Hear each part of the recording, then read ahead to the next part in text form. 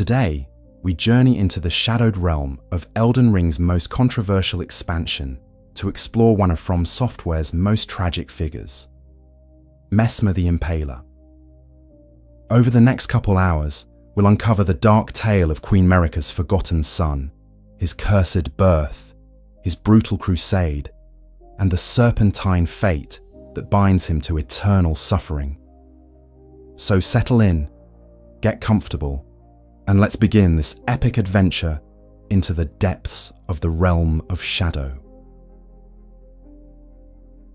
Chapter 1. The Accursed Birth. In the vast tapestry of Elden Ring's mythology, few figures inspire as much fascination and horror as Messmer the Impaler. Hidden away in the shadow of the Erdtree expansion, this demigod represents one of From Software's most complex character studies. A being born of divine blood, yet cursed with an abyssal darkness that would define his entire existence.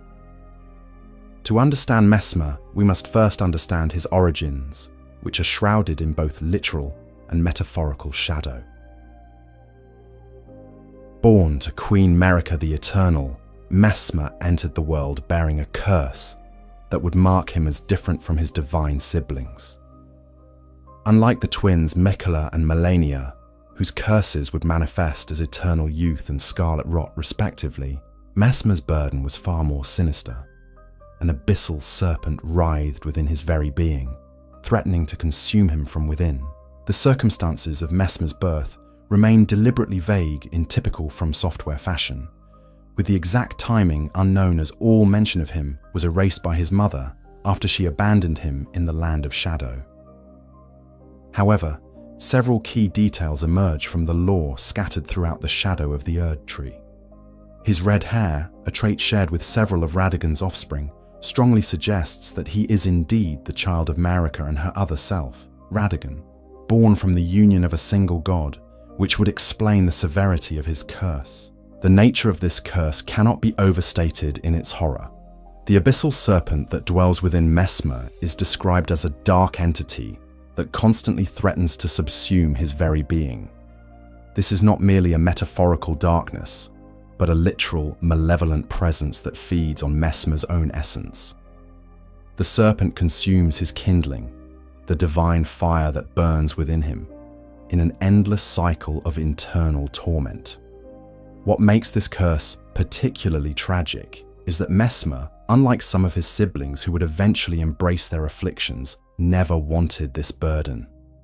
Item descriptions repeatedly emphasize how he despised his own fire, time and time again, hoping to rid himself of it, but finding that it ever burned. This internal struggle between acceptance and rejection of his nature would become a defining characteristic of Messmer's personality and drive many of his later actions. The terror that Messmer's condition inspired in his own mother speaks volumes about the severity of his curse. Marika, a god who had faced down giants, dragons and outer gods themselves, was so frightened by what she saw in her son that she took drastic action. In an act that was both protective and imprisoning, she plucked out Messmer's right eye and replaced it with a seal of grace, a golden sigil bearing her own Elden rune. This seal served a dual purpose. On one hand, it contained the power of the abyssal serpent, preventing it from fully consuming Messmer or breaking free into the world. On the other hand, it marked Messmer as forever bound to his mother's will, bearing her grace like a golden chain that could never be removed. The seal was not just a magical binding, but a symbol of Marika's attempt to control and contain what she feared most about her own child. The presence of winged serpents as Messmer's constant companions adds another layer to this complex dynamic. These creatures, unlike the base serpent within him, are described as wise friends who keep the malevolent entity at bay. They represent a different aspect of serpentine nature, not the consuming darkness of the abyss, but creatures of wisdom and protection. Their constant presence suggests that even in his cursed state, Messmer was not entirely alone in his struggle against the darkness within. The duality of serpents in Messmer's story reflects a broader theme in Elden Ring's mythology about the nature of symbols and their interpretation. Serpents have long been associated with both wisdom and evil, healing and poison, transformation and destruction. In Messmer's case, this duality is made literal. He bears both the corrupting influence of the base serpent and the protective presence of the winged serpents, embodying the complete spectrum of what these creatures represent. This accursed birth would set the stage for everything that followed in Messmer's life. Unlike his siblings, who were raised in the lands between and became central figures in the Shattering, Messmer's fate would be one of exile and isolation. His curse made him unsuitable for the public eye, too dangerous to remain in civilized lands, yet too valuable as a weapon to simply destroy. The tragedy of Messmer's birth extends beyond his personal suffering to represent a broader commentary on the nature of divine power and its cost. In Elden Ring's world, great power invariably comes with great sacrifice, and those born to gods often bear curses that reflect the very powers they might one day wield. Messmer's curse is perhaps the most literal manifestation of this principle. He bears within himself both the divine fire that makes him powerful and the abyssal darkness that ensures he can never find peace. Chapter 2. The relationship with Marika. The relationship between Messmer and his mother, Queen Marika the Eternal, represents one of the most complex and tragic parent-child dynamics in all of Elden Ring's lore. It is a relationship defined by love and fear, protection and abandonment, divine duty and personal sacrifice.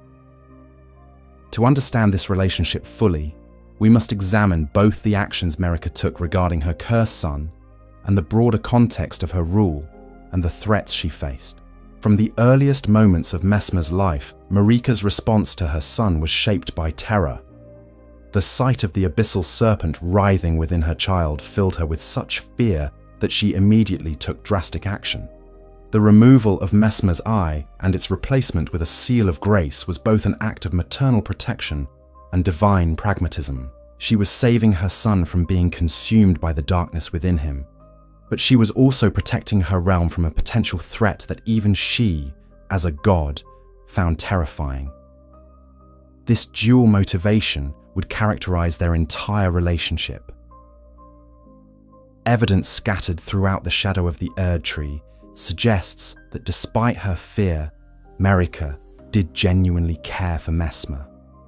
The blessing of Marika physic items found throughout the realm of shadow tell us that Marika once created several of these physics for Messmer's sake, but never again. This detail reveals a period in their relationship when Marika was actively working to ease her son's suffering, creating special healing items specifically for his unique condition. The phrase, "but never again," carries enormous weight in this context.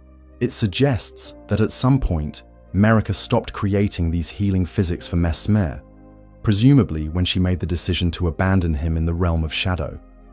This cessation of care represents not just a practical decision, but an emotional one. The moment when Marika's fear and political considerations finally outweighed her maternal instincts. The nature of Messmer's exile reveals the complex calculus that Marika was forced to make as both a mother and a ruler. The realm of shadow, where Messmer was ultimately stationed, was not just any distant land. It was Marika's own birthplace, the site of her most traumatic memories and her greatest triumph. By sending Messmer there, she was entrusting him with the completion of her most personal vendetta, while simultaneously removing him from the public eye of the lands between. This decision speaks to a profound understanding of her son's nature and capabilities. Marika knew that Messmer's curse, while terrifying, also made him uniquely suited for the task she had in mind. The crusade against the Hornsent required someone capable of inspired terror, someone who could become a symbol of fear itself. Messmer's serpentine nature and burning flame made him perfect for this role, even as they made him unsuitable for life in polite society. The irony of this arrangement is that in trying to protect both her son and her realm, Marika created the conditions for both to suffer. By isolating Messmer in the realm of shadow with only his military duties for purpose, she ensured that he would become exactly what she feared, a being defined entirely by violence and the curse she had tried to contain. Without the moderating influence of family, court life, or normal social relationships, Messmer's identity became entirely wrapped up in his role as the Impaler. The title that Marika explicitly instructed Messmer to embrace, a symbol of fear, reveals perhaps the most tragic aspect of their relationship. She was asking her son to become a monster in service to her goals, to embrace the very aspects of his nature that she found most terrifying. This was not just a military strategy, but a profound psychological burden, asking Messmer to define himself by the thing that caused him the most internal pain. Evidence suggests that Messmer complied with this request not out of malice or natural inclination toward cruelty, but out of a desperate desire to please his mother and prove his worth, despite his curse. His dialogue during the boss encounter reveals someone who still sees himself as serving Marika's will, even after being abandoned for what appears to be centuries.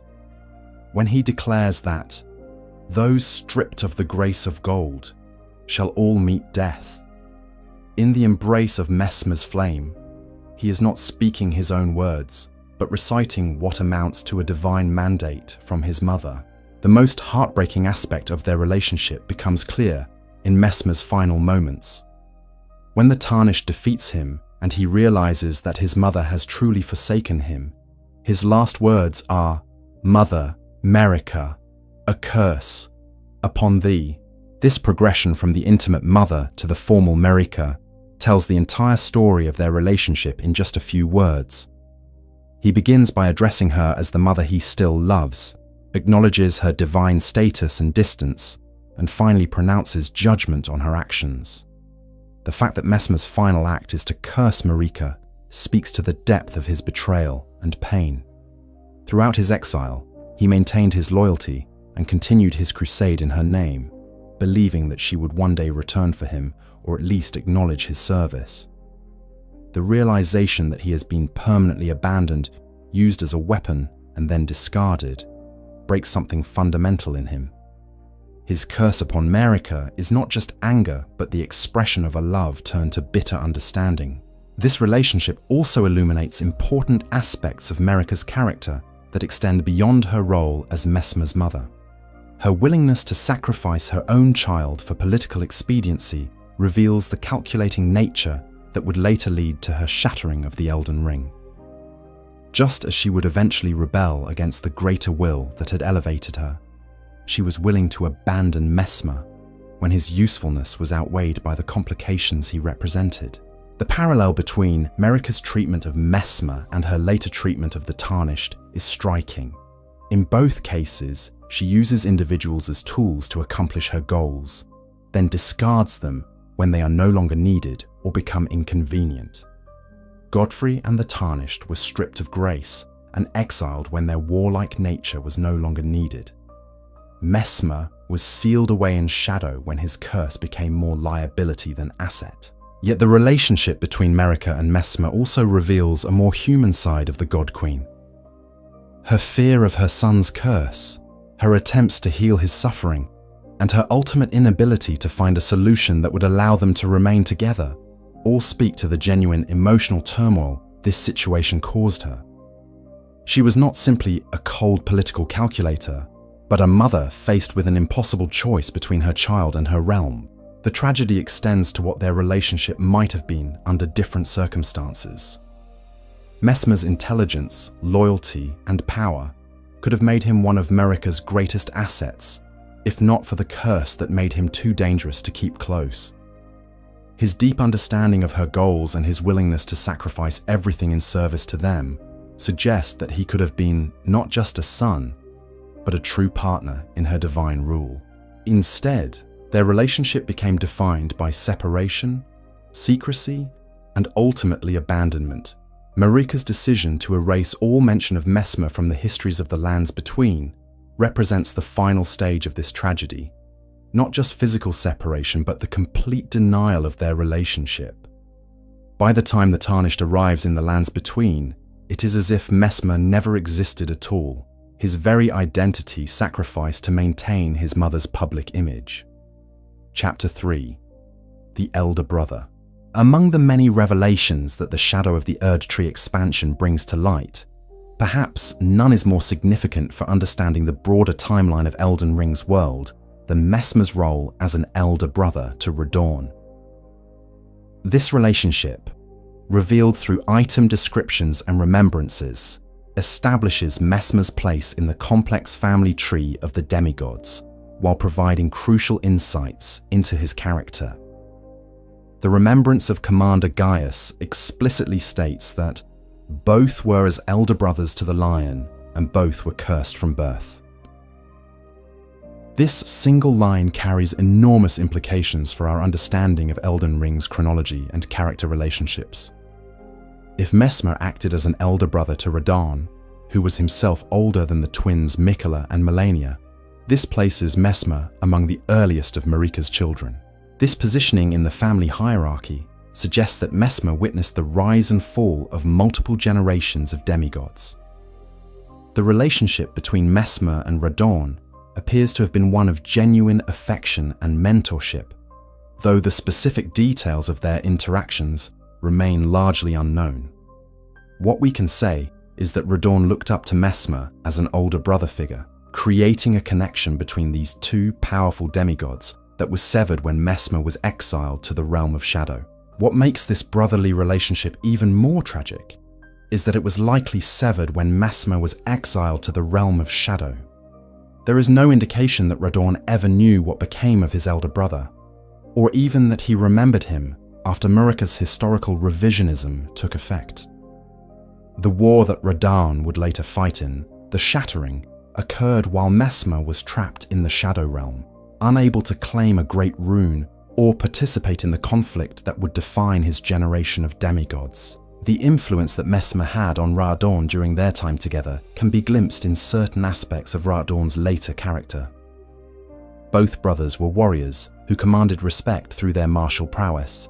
Both were associated with dramatic and imposing titles, the Star Scourge and the Impaler, and both, ultimately, became legends in their own right, though in very different ways. Radahn's famous loyalty to his men and his protective instincts toward those under his command may have been influenced by the example set by his elder brother, who would later inspire similar devotion among his own knights. Commander Gaius serves as a crucial link between these two brothers, having served as both Messmer's friend and commander, while also training alongside Radahn in gravitational magic under the tutelage of an alabaster lord. Gaius represents a living connection between the Messmer of the Crusade and the younger brother he had left behind in the lands between.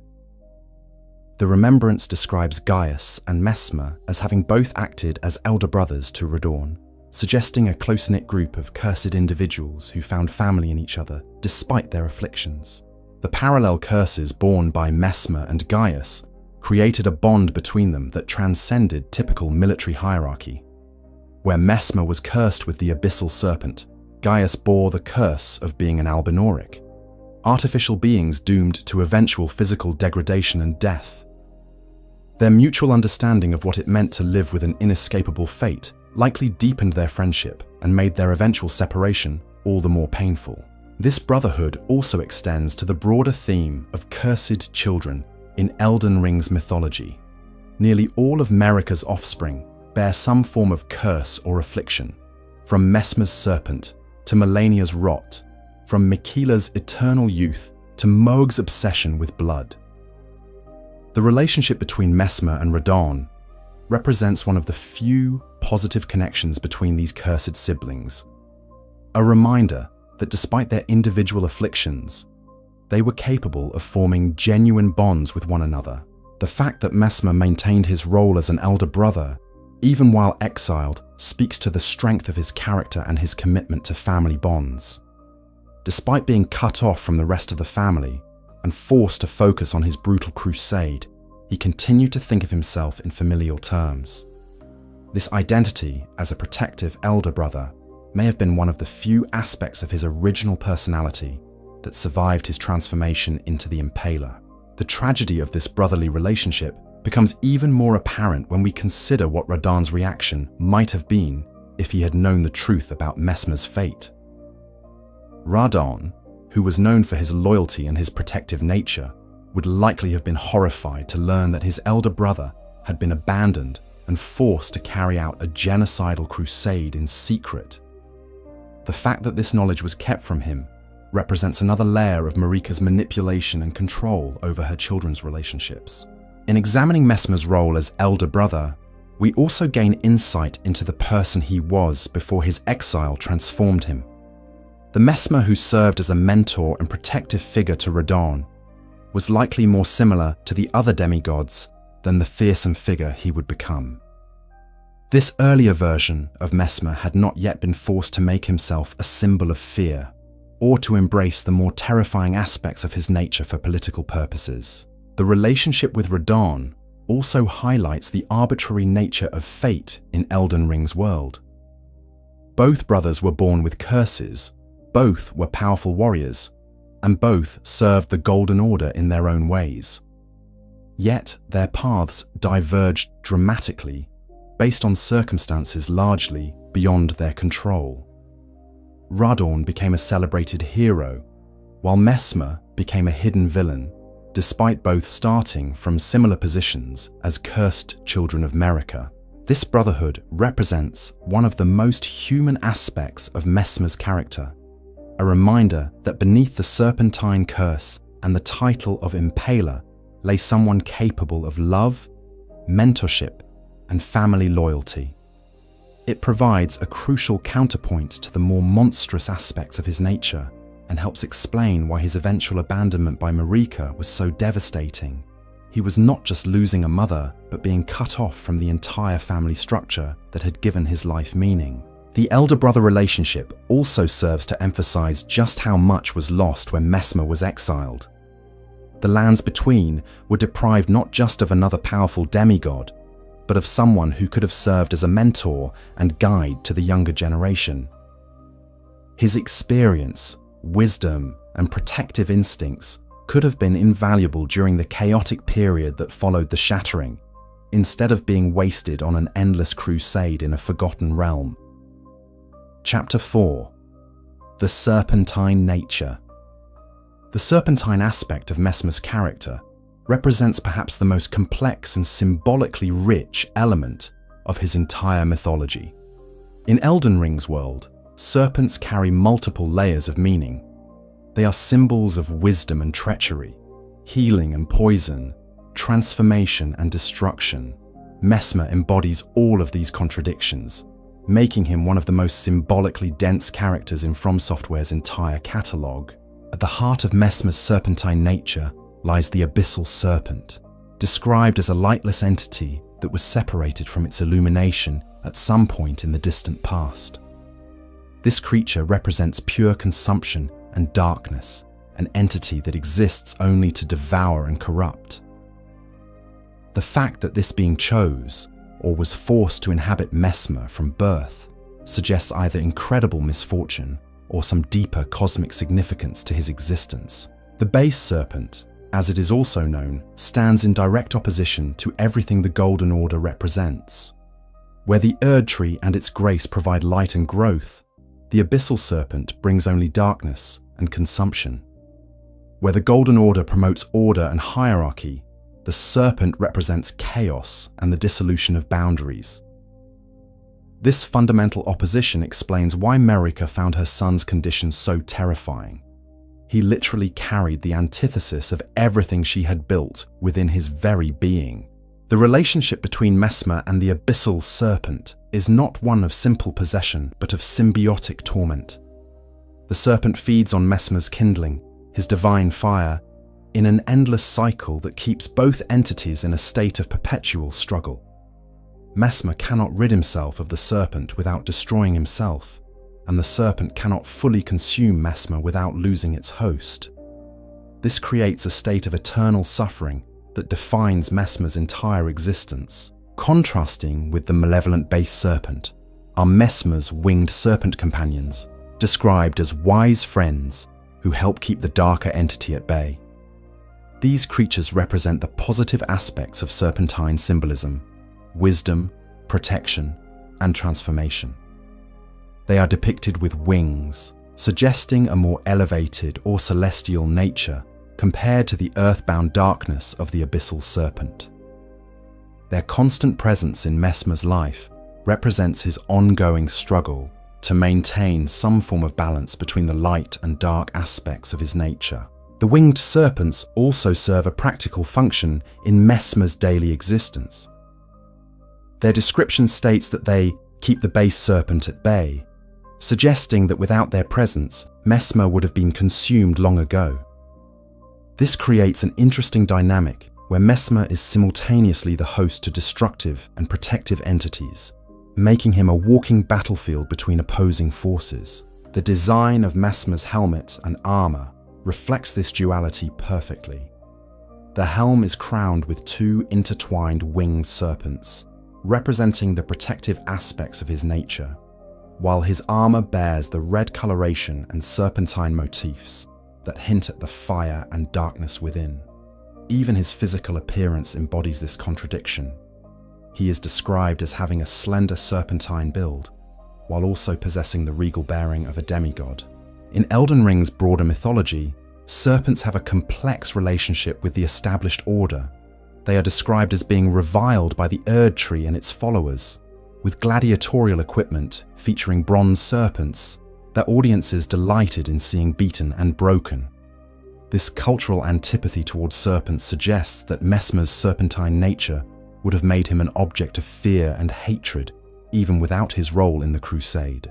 The great serpent that devoured Rykard provides an interesting parallel to Messmer's condition. Both demigods became one with serpentine entities, but the circumstances and outcomes were vastly different. Rykard chose his serpentine transformation as a means of rebellion against the Golden Order, embracing the chaos and power it offered. Messmer, by contrast, was born with his serpentine curse and spent his entire life struggling against it, never fully accepting what he had become. This difference in attitude toward their serpentine nature reflects broader themes about acceptance and resistance in Elden Ring's world. Characters who fight against their curses tend to suffer more than those who embrace them, and Messmer's lifelong resistance to his serpentine nature may have contributed to his eventual psychological deterioration. His constant attempts to rid himself of his fire and his reliance on Marika's seal to contain the base serpent suggests someone who never made peace with his fundamental nature. The moment when Messmer finally destroys the Seal of Grace and embraces the abyssal serpent represents the culmination of a lifetime of internal struggle.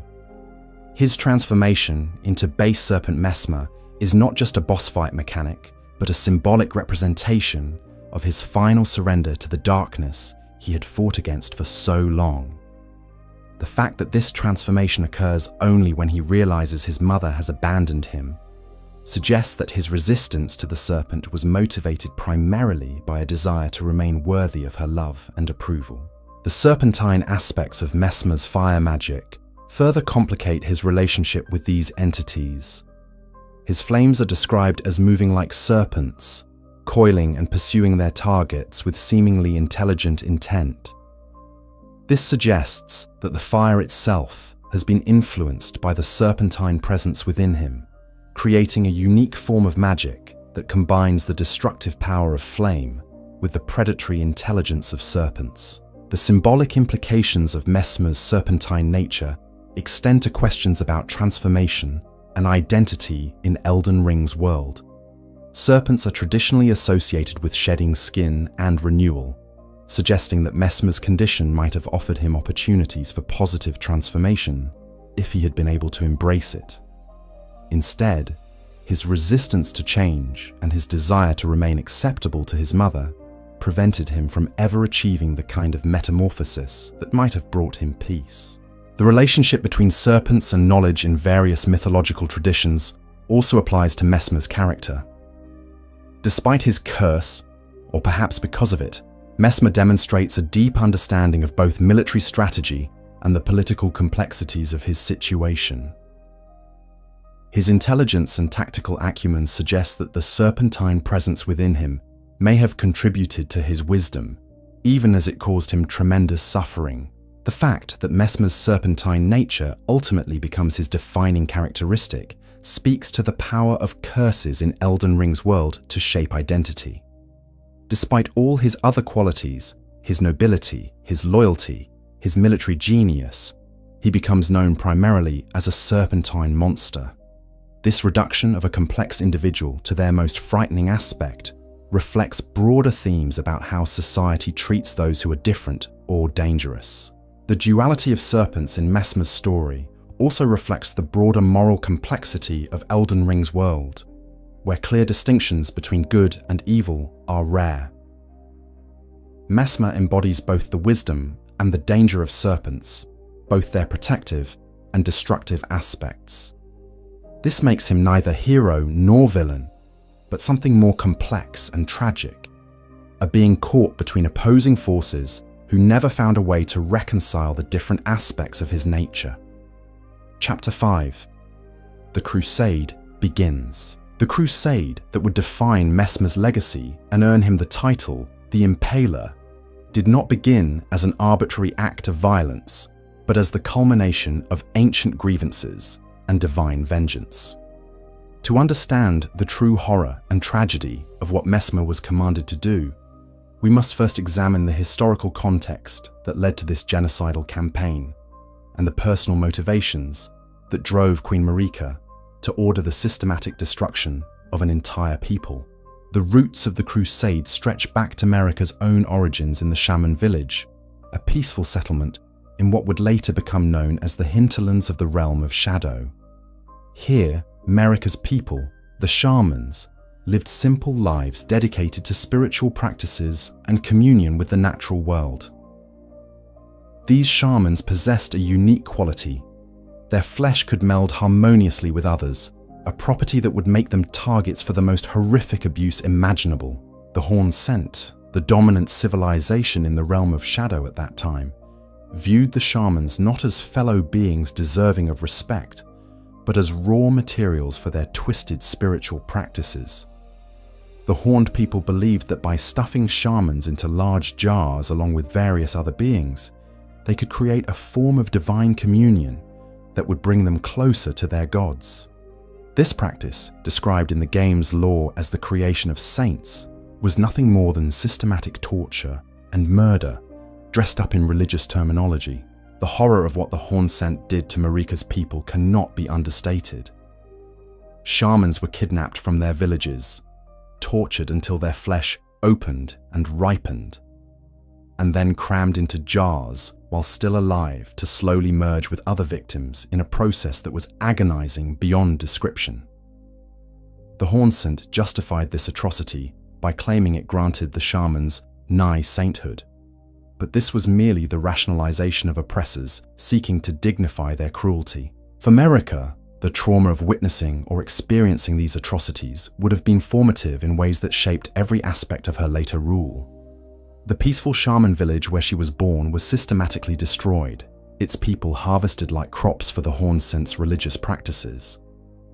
Those who managed to escape, like Marika herself, carried with them not just the physical scars of survival, but the psychological wounds of having their entire world destroyed by those who saw them as less than human. The ascension of Marika to godhood through the gate of divinity, atop Enir Ilim, represented a dramatic reversal of fortune, but it also created the conditions for eventual revenge.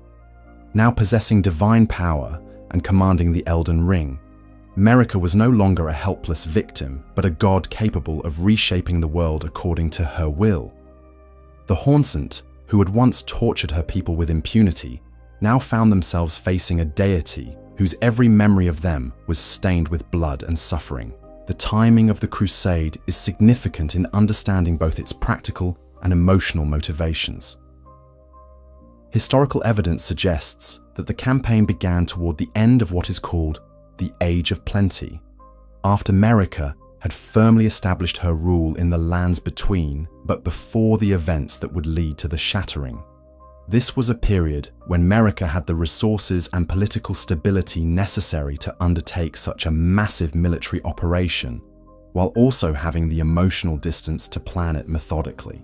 The choice of Messmer as the leader of this crusade was not arbitrary, but reflected Marika's deep understanding of what the campaign would require. A conventional military leader might have been suitable for a normal war, but what Marika planned was not war in any traditional sense. It was the systematic elimination of an entire civilization. This required someone who could inspire terror, someone whose very presence would break the will of the enemy before battle was even joined. Messmer's cursed nature made him perfect for this role in ways that were both practical and symbolic. His serpentine appearance and flames would naturally terrify the Hornsent, who already had cultural reasons to fear and revile serpents. His curse also meant that he was expendable in ways that Marika's other children were not. If the crusade destroyed him psychologically or physically, it would not impact her rule in the lands between. The explicit instruction for Messmer to make himself a symbol of fear reveals the psychological warfare aspect of the crusade. This was not just about military victory, but about terrorizing the Hornsent so thoroughly that their civilization would never recover. By becoming a figure of nightmare made manifest, Messmer would ensure that even those who survived the initial assault would be too traumatized to rebuild their society effectively. The religious dimension of the crusade cannot be ignored in understanding its true nature. Marika framed the campaign in terms of grace and divine mandate, declaring that those stripped of the grace of gold shall all meet death in the embrace of Messmer's flame. This was not just political rhetoric, but a fundamental redefinition of what constituted legitimate existence in the world. According to this doctrine, those who did not bear Marika's grace had no right to live, making their elimination not just justified, but divinely mandated. This religious justification served multiple purposes for Marika. It provided her followers with a moral framework that made the genocide seem not just acceptable, but necessary. It also allowed her to distance herself from the practical realities of what she was ordering, framing the crusade as divine will rather than personal vengeance.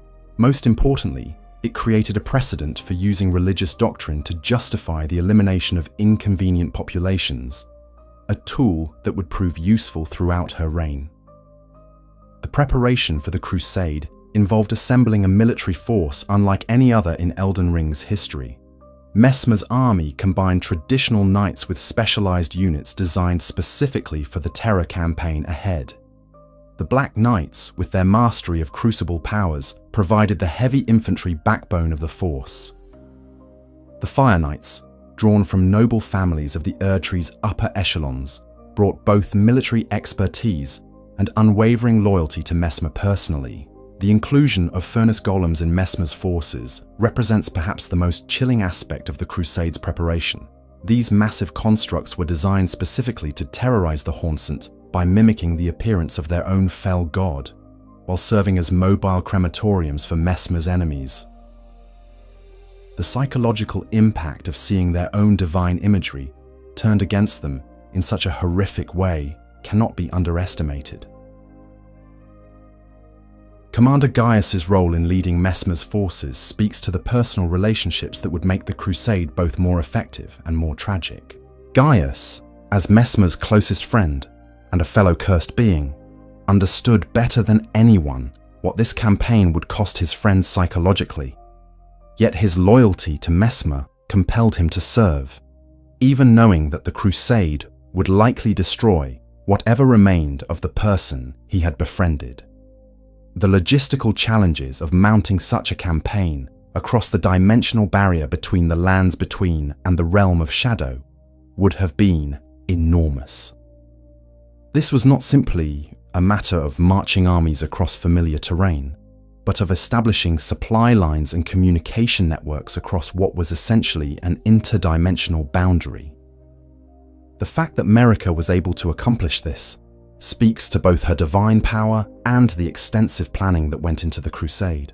The psychological preparation required for Messmer himself may have been the most difficult aspect of the entire enterprise. Transforming someone who had served as a protective elder brother into a figure of terror would have required a fundamental reconstruction of his identity and purpose. The process of becoming the Impaler likely involved not just tactical training, but psychological conditioning designed to suppress his natural empathy and amplify the more frightening aspects of his cursed nature. The moment when the crusade actually began would have marked a point of no return for everyone involved. Once Messmer's forces crossed into the realm of shadow and began their campaign of terror, there could be no going back to the way things were before. The atrocities that would follow were not the result of military necessity or tactical advantage, but of a calculated decision to inflict maximum psychological damage on an entire civilization.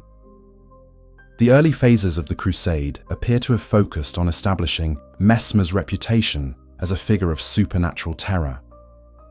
The systematic impaling of victims, the burning of settlements, and the deliberate targeting of religious and cultural sites were all designed to create an atmosphere of hopelessness among the Hornsent.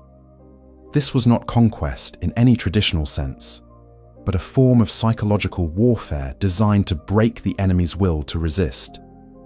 The religious symbolism embedded in the Crusade's methodology reveals the depth of thought that went into its planning. By using fire as the primary weapon of destruction, Messmer was invoking not just the practical benefits of flame as a tool of war, but its symbolic significance as an agent of purification and divine judgment.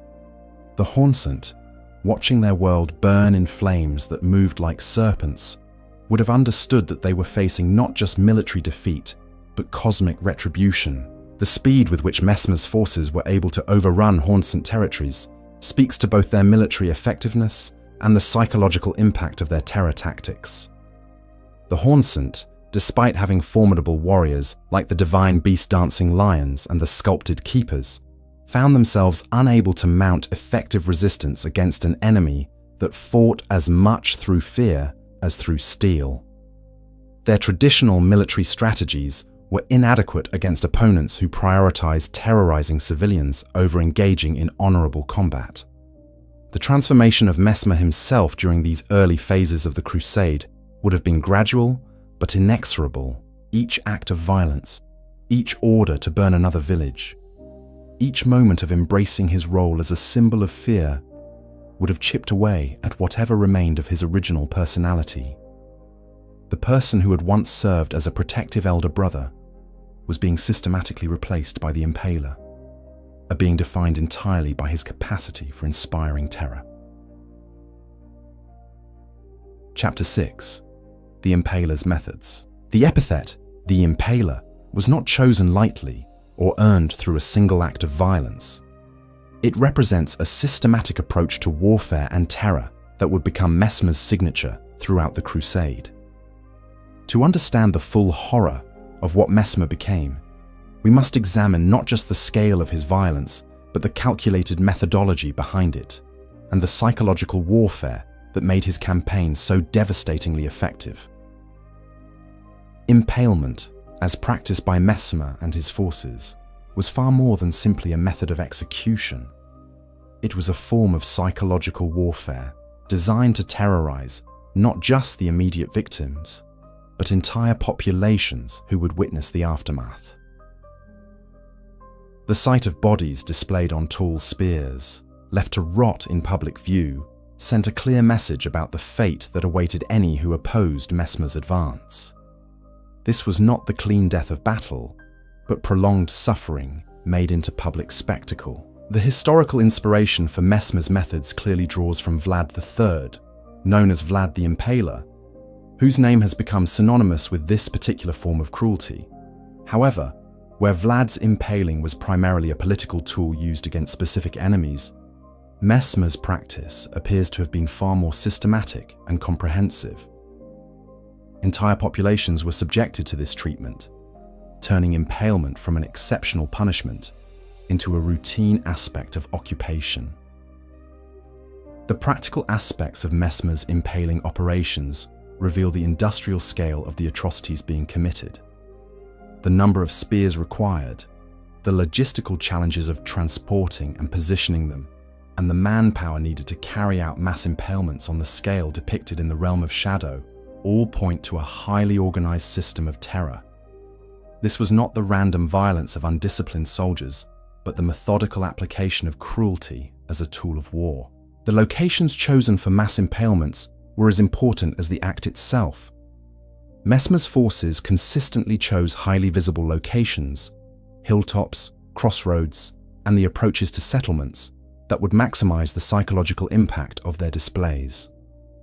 The goal was not just to kill specific individuals, but to create an atmosphere of omnipresent terror that would break the will of entire communities before his armies even arrived. The integration of Messmer's fire magic with his impaling practices created a uniquely horrifying form of execution that combined physical suffering with supernatural terror. Victims were not simply impaled and left to die, but were often burned while still alive on their stakes, their screams serving as both torture for the victims and psychological warfare against anyone within hearing distance. The combination of fire and impalement ensured that death would be both prolonged and excruciatingly painful.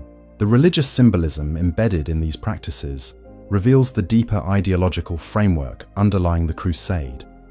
Fire, in many religious traditions, represents purification and divine judgment. By burning his impaled victims, Messmer was not just inflicting physical suffering, but making a theological statement about the righteousness of his cause and the damned nature of his enemies. The Hornsent were not just being killed, but were being presented as deserving of eternal torment. The psychological impact of Messmer's methods extended far beyond their immediate victims to affect entire communities and cultures. The trauma of witnessing such systematic cruelty would have created lasting psychological scars that persisted long after the physical violence had ended. Survivors of Messmer's terror campaigns would have carried these memories with them for the rest of their lives, passing down stories of horror that would traumatize subsequent generations. The selection of victims for impalement appears to have followed certain patterns that maximize the psychological damage to Hornsent society.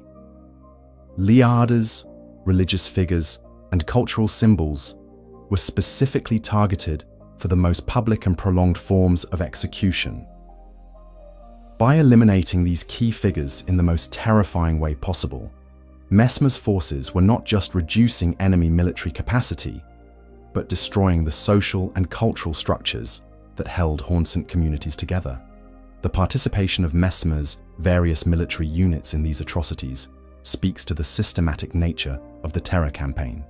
The Black Knights, with their strength and crucible powers, would have been responsible for the physical labor of impalement. The Fire Knights provided the flames that turned execution into torture. Regular soldiers carried out the mass roundups and sorting of victims. Every level of the military hierarchy was complicit in and necessary for the system to function. The use of furnace golems as mobile crematoriums represents perhaps the most industrialized aspect of Messmer's methods. These massive constructs could process large numbers of victims efficiently, while also serving as psychological weapons that terrorized survivors. The sight of these towering figures, designed to resemble the Hornsent's own religious imagery while serving as instruments of mass death, would have been profoundly traumatic for witnesses. The documentation and preservation of Messmer's atrocities through various means suggests that the terror campaign was designed to create lasting historical memory. The numerous impaled corpses left in place to decompose slowly, the burned settlements left as monuments to destruction, and the various items and weapons associated with the crusade all served to ensure that the memory of Messmer's terror would persist long after the immediate violence had ended. The evolution of Messmer's methods over the course of the crusade reflects his gradual transformation from reluctant tool of divine vengeance into enthusiastic architect of terror. Early in the campaign, his methods were likely more restrained and focused on military targets. As the crusade progressed and his psychological conditioning deepened, his methods became increasingly cruel and comprehensive, targeting not just combatants, but entire populations. The resistance that some of Messmer's own forces showed to his methods reveals the moral complexity of the situation, even among his followers. The Fire Knight's refusal to burn certain ancient sites and their protection of cultural specimens suggests that not everyone in his army was comfortable with the complete destruction of Hornsent civilization. These acts of defiance, however small, represent important reminders that moral agency persisted even within a system designed to reward cruelty. The physical toll that these methods took on Messmer himself is hinted at in various item descriptions and visual design elements. The constant immersion in violence and terror would have been psychologically devastating even for someone with his supernatural constitution. The gradual corruption of his appearance and the increasing dominance of serpentine features suggest that the methods he employed were changing him as much as they were destroying his enemies. The effectiveness of Messmer's methods in achieving their strategic goals cannot be denied, even as we recognize their moral horror. The Hornsent civilization was indeed broken by his campaign, their resistance shattered not just by military defeat, but by psychological trauma that made organized opposition impossible. The systematic nature of the terror campaign ensured that even survivors were too traumatized to mount effective resistance or attempt to rebuild their society. The legacy of Messmer's methods extends far beyond the immediate destruction they caused to encompass lasting changes in how warfare and political control were understood in Elden Ring's world. The demonstration that systematic terror could be more effective than conventional military conquest influenced subsequent conflicts and established precedents for the use of psychological warfare that would persist long after the crusade itself had ended. Chapter 7. The Fire Knight's Loyalty. Among all the forces that served under Messmer during his terrible crusade, none were more devoted or understood him more deeply than the Fire Knights. These elite warriors, drawn from the highest echelons of Erdtree society, represented not just military excellence, but a profound personal connection to their cursed commander that transcended normal bonds of loyalty. Their story is one of sacrifice, understanding, and ultimately, moral complexity that adds crucial depth to our understanding of Messmer's character and the true cost of the crusade. The origins of the Fire Knights reveal the personal magnetism that Messmer possessed despite his cursed nature. These were not common soldiers pressed into service or mercenaries fighting for gold. Each Fire Knight descended from esteemed, noble families of the Erdtree's high society, individuals who had every reason to live comfortable, prestigious lives in the lands between. Yet they chose to pledge their loyalty to Messmer, knowing that this decision would result in their exile from everything they had known. The sacrifice made by these noble families cannot be understated.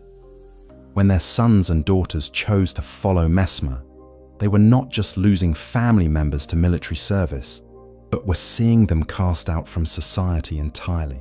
The item descriptions make clear that these knights were shunned and chased from their homes after pledging allegiance to Messmer as their master.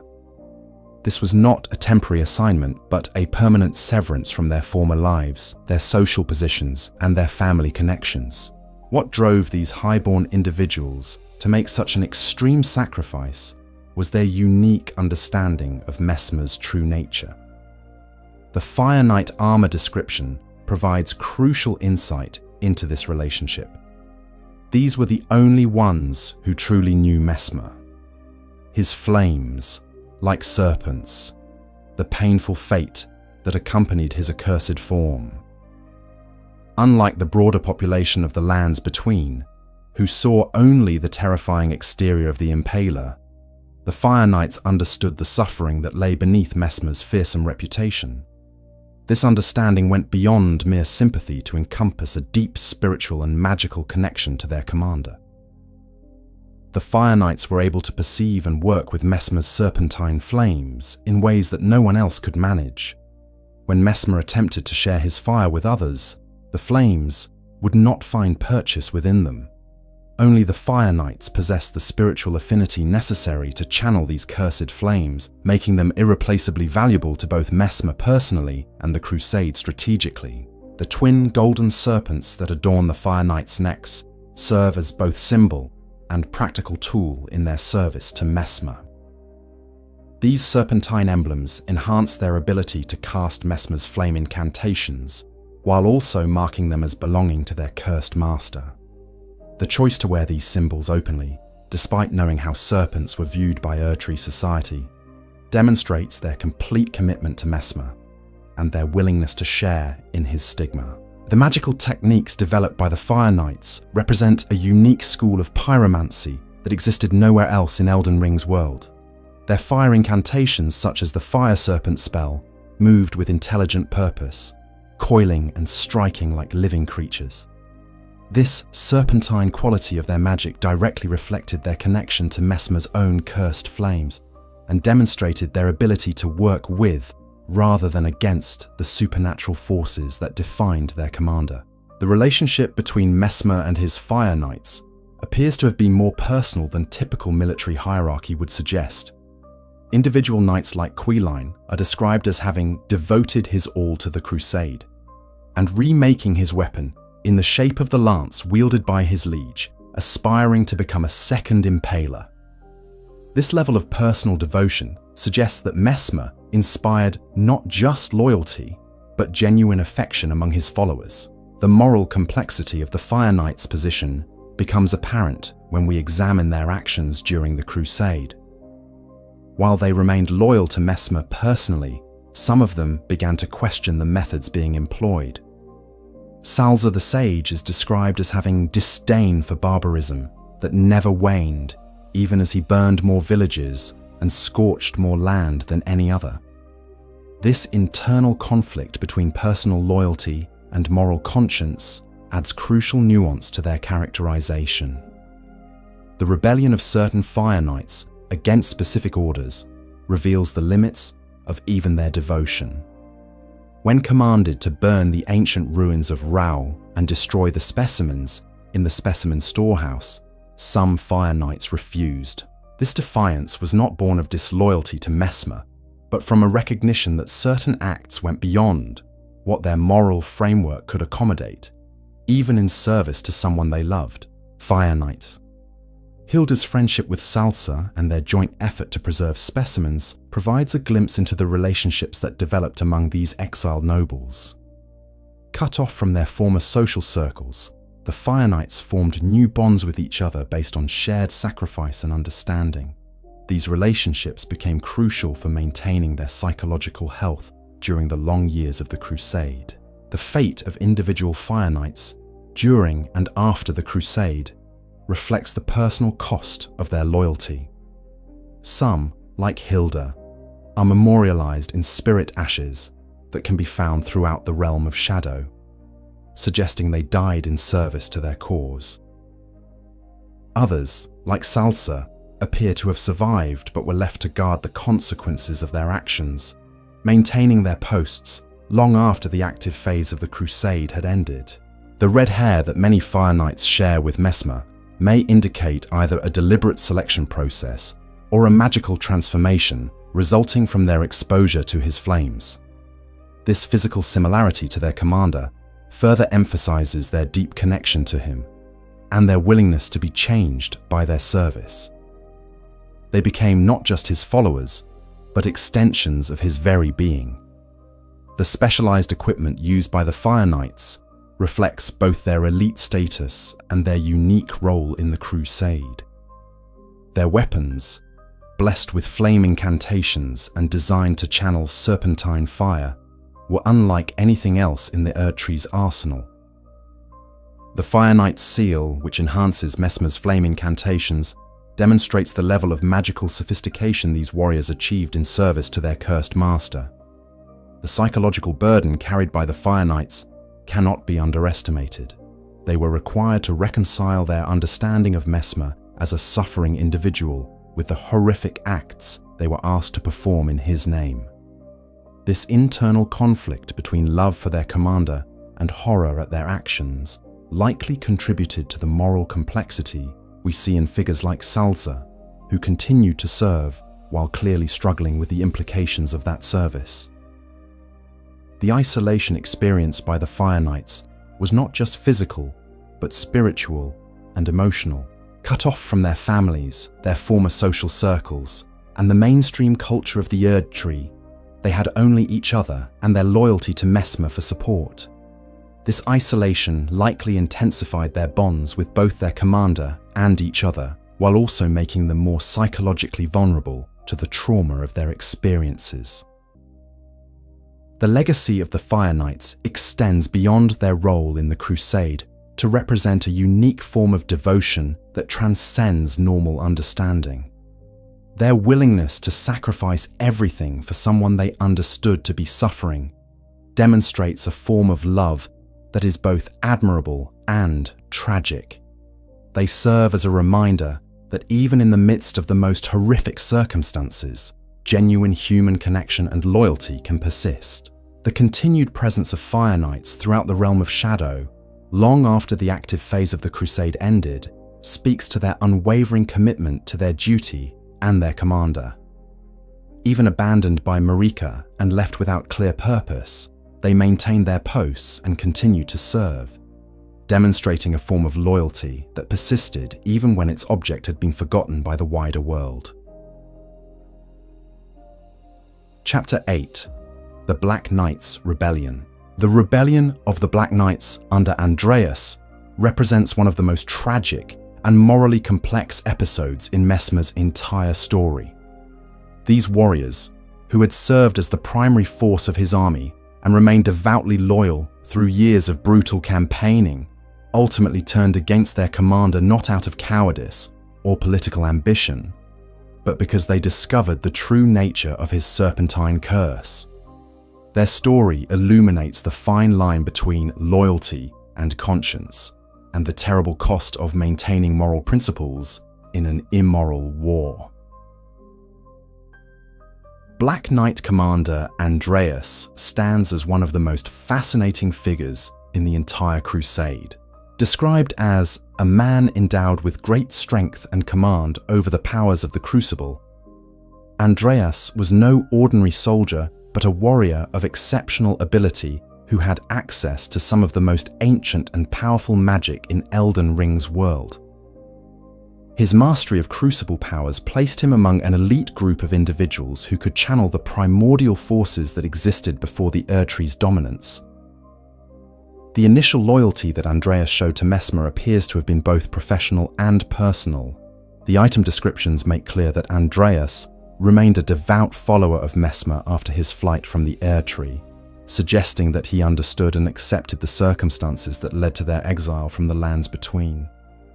This was not blind obedience, but considered loyalty based on understanding of their situation and respect for their commander's qualities. Andreas's relationship with his son, Black Knight Captain Hugh, adds another layer of complexity to his eventual rebellion.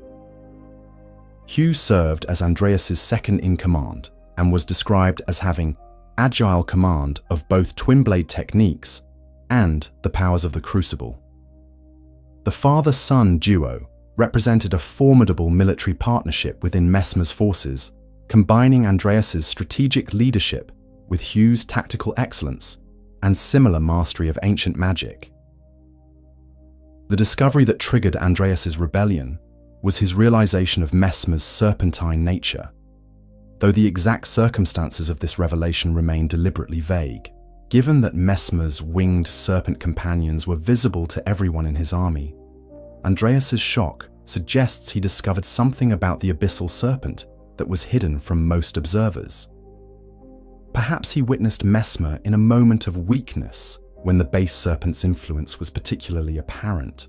Or maybe he learned the true extent of the dark entity's power over their commander.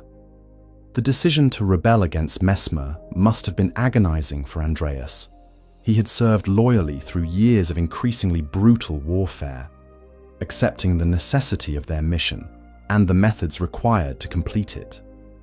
The fact that learning about Messmer's serpentine nature was what finally broke his loyalty suggests that this knowledge fundamentally changed his understanding of what they were fighting for and who they were serving. The description of Andreas's rebellion as a righteous stand provides insight into how he viewed his actions. This was not treachery born of ambition or cowardice, but a moral decision based on principle. Andreas appears to have concluded that serving someone inhabited by an abyssal entity was incompatible with his duties as a knight and his personal moral code, regardless of his personal feelings toward Messmer or the political circumstances of their situation. The inclusion of Hugh in his father's rebellion adds tragic dimension to the story. The young knight was forced to choose between loyalty to his commander and loyalty to his father, between his duty as a soldier and his moral conscience as inherited from Andreas. The fact that he chose to follow his father suggests either deep trust in Andreas's judgment or his own horror at whatever they had discovered about Messmer's condition.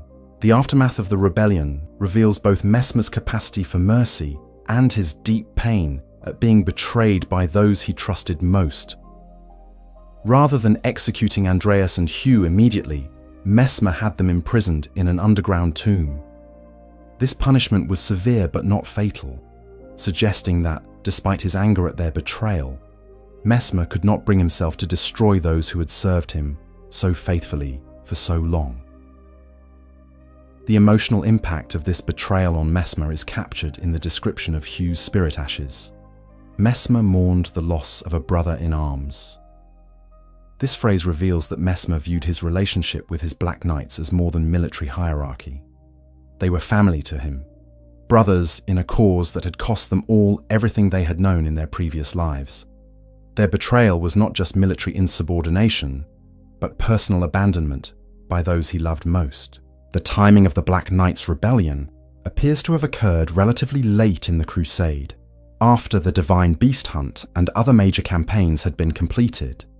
This suggests that Andreas and Hugh had witnessed or participated in extensive atrocities before their moral breaking point was reached.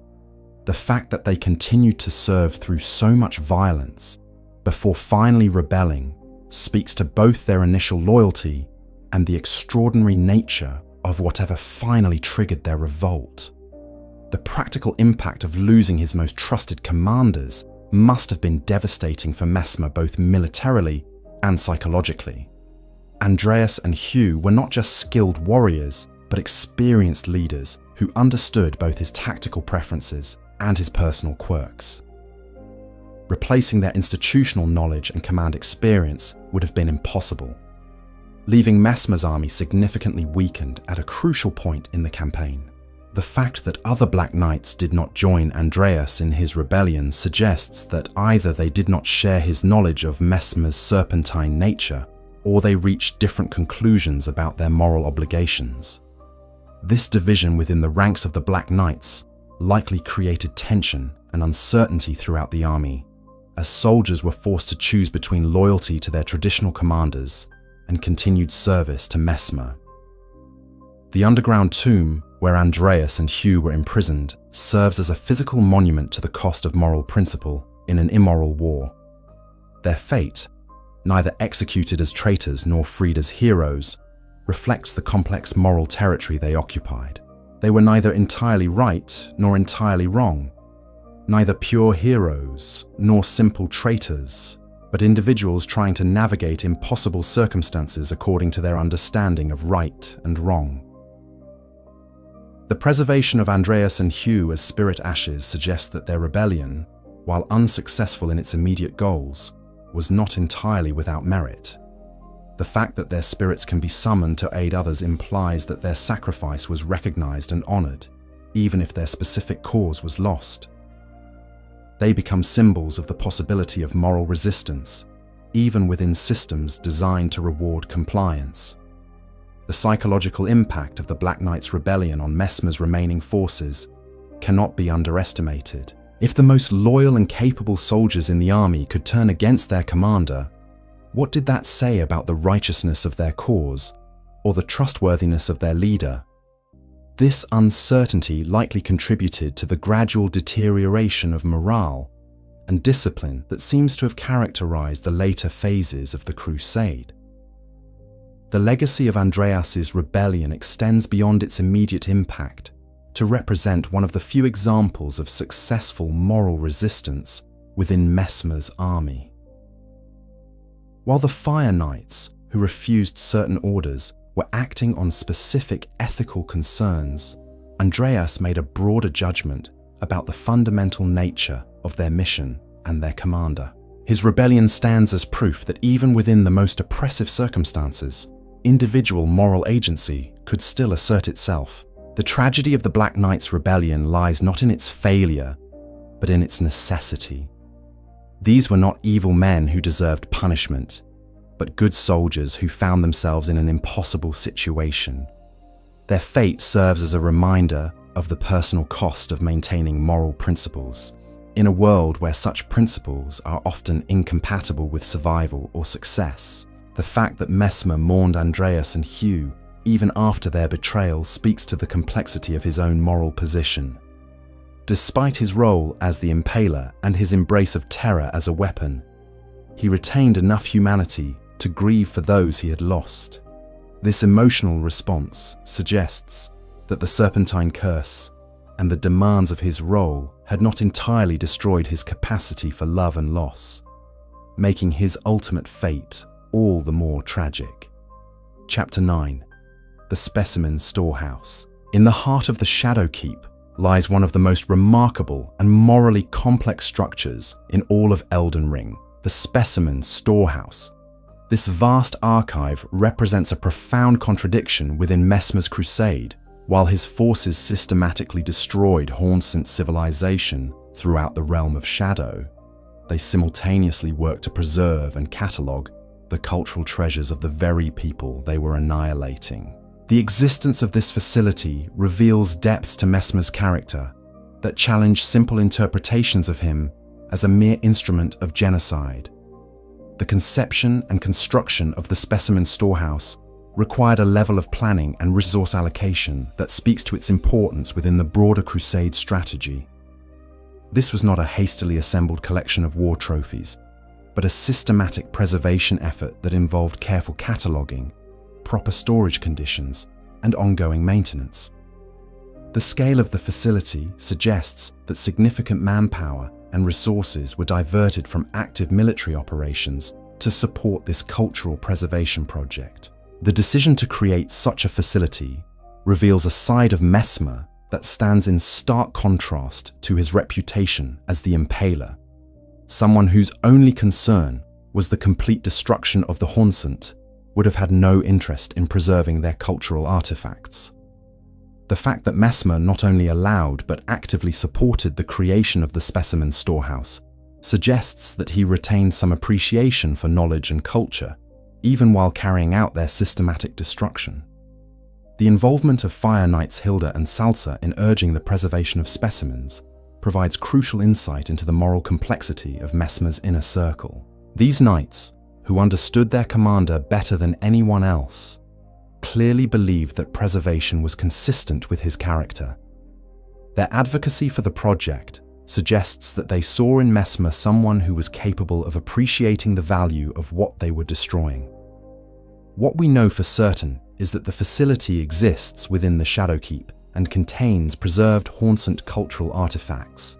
The exact details of how it operated and who maintained it remains somewhat unclear, though the presence of what appear to be Hornsent individuals suggests some level of collaboration or coercion in its maintenance. The fact that these Hornsent scholars incant coils of Messmer's own fire while tending to the specimens adds another layer of complexity to their situation. They were not just passive curators, but active practitioners of their captor's magic, suggesting either a profound pragmatism or a complex form of Stockholm Syndrome. Their willingness to use the very flames that had burned their people to protect their cultural heritage speaks to the depth of their commitment to preservation over revenge. The types of specimens preserved in the facility provide insight into what aspects of Hornsent culture were deemed worthy of preservation. The collection appears to focus on items of cultural, religious, and historical significance rather than purely practical objects. This curatorial choice suggests that the preservation effort was motivated by genuine respect for Hornsent civilization rather than simple military intelligence gathering or trophy collecting. The architectural design of the specimen storehouse reflects both its practical function and its symbolic significance within the Shadowkeep complex. The facility is integrated into the keep's structure but maintains distinct characteristics that set it apart from purely military installations. This design choice suggests that the storehouse was intended to be a permanent feature of the keep, rather than a temporary wartime expedient. The security measures protecting the specimen storehouse reveal the value placed on its contents and the potential controversies surrounding its existence. The facility is not freely accessible, but requires specific permissions or routes to enter, suggesting that knowledge of its existence was limited to trusted individuals within Messmer's organization. This secrecy implies that the preservation project might have been controversial, even among Messmer's own forces. The maintenance and expansion of the collection over time indicates that the specimen storehouse remained an active project throughout the crusade, rather than a one-time preservation effort. New specimens continued to be added as the crusade progressed, suggesting an ongoing commitment to documentation and preservation that persisted even as the military campaign intensified. The scholarly apparatus surrounding the collection, including proper cataloging, preservation techniques, and research facilities, demonstrates a level of academic sophistication that goes far beyond simple storage. This infrastructure suggests that the storehouse was intended not just to preserve artifacts, but to enable ongoing study and understanding of Hornsent culture. Such scholarly ambitions seem incongruous with a campaign of total cultural destruction. The emotional and psychological impact of working in the specimen storehouse must have been profound for all involved. For the surviving Hornsent scholars, the facility represented both salvation and torment, a place where their culture lived on, but under the control of those who had destroyed it. For Messmer's forces, the storehouse served as a constant reminder of what they were destroying and the richness of the civilization they had been ordered to eliminate. The existence of the specimen storehouse raises profound questions about the true nature and goals of Messmer's crusade. If the objective was simply the complete elimination of Hornsent civilization, why preserve their cultural artifacts? If the goal was to erase them from history, why maintain detailed records of their achievements? The facility suggests that the Crusade's objectives were more complex than simple genocide, involving elements of cultural appropriation, historical documentation, and perhaps even future rehabilitation. The preservation of Hornsent magical and religious knowledge within the storehouse represents a particularly complex aspect of the collection. These preserved texts and artifacts contain the very spiritual and intellectual traditions that had justified the Hornsent's oppression of Marika's people. Yet Messmer chose to preserve rather than destroy this knowledge, suggesting either scholarly objectivity or a nuanced understanding of the relationship between knowledge and justice. The long-term implications of the specimen storehouse extend far beyond the immediate context of the crusade. By preserving Hornsent culture in this controlled environment, Messmer ensured that future generations would have access to this knowledge even after the original civilization had been destroyed. This creates a complex legacy where he serves simultaneously as destroyer and preserver, executioner and archivist. The psychological burden of maintaining the specimen storehouse likely contributed to the moral complexity experienced by many of Messmer's followers. Working daily with the cultural treasures of the people they were systematically eliminating would have created cognitive dissonance that challenged simple justifications for their actions. The beauty and sophistication of the preserved artifacts served as constant reminders of the humanity of their enemies. The symbolic significance of the specimen storehouse within the broader narrative of Elden Ring cannot be overstated. It represents the possibility of preservation within destruction, knowledge within ignorance, and compassion within cruelty. The facility serves as physical evidence that even in the midst of the most systematic campaigns of cultural destruction, the human impulse to preserve and understand can assert itself. The fate of the specimen storehouse after Messmer's defeat remains uncertain, but its existence ensures that Hornsent culture will survive in some form, regardless of the political circumstances that created it. In this sense, the facility represents Messmer's most positive legacy, not the terror he inspired or the enemies he destroyed, but the knowledge he chose to preserve for future generations. Chapter 10. The Divine Beast Hunt. Among the many campaigns that comprised Messmer's crusade, the elimination of the divine beasts stands as one of the most symbolically significant operations. These creatures, revered by the Hornsent as messengers of the heavens and living embodiments of their spiritual beliefs, represented important aspects of Hornsent religious and cultural identity. By targeting these beings for elimination, Messmer was engaging in warfare that struck at the spiritual heart of Hornsent civilization. The divine beasts themselves were creatures of extraordinary power and significance within Hornsent culture. The most prominent of these was the divine beast Dancing Lion, a being that required multiple Hornsent warriors working in coordination to channel its strength. The Dancing Lion represented a pinnacle of Hornsent spiritual achievement, embodying their religious ideals through the fusion of human devotion and divine power. The involvement of Black Knight Captain Hugh in what is referenced as the Divine Beast Hunt suggests that this campaign required elite warriors from Messmer's army. Hugh's mastery of both twin blade techniques and crucible powers made him well suited for battles against opponents that combined physical prowess with supernatural abilities. His participation indicates that eliminating these creatures was considered an important aspect of the broader crusade. The ultimate fate of these divine beasts appears to have been their systematic elimination, with many being impaled on Messmer's spears as described in various item descriptions. This treatment of creatures that the Hornsent considered sacred messengers would have been profoundly demoralizing for the surviving population, representing not just military defeat, but spiritual devastation. The methods used to kill the divine beasts appear to have involved both conventional weapons and the specialized flame magic wielded by Messmer's forces. The combination of physical violence and purifying fire was necessary to ensure that these spiritually significant creatures were not just defeated but completely destroyed, preventing any possibility of resurrection or spiritual return.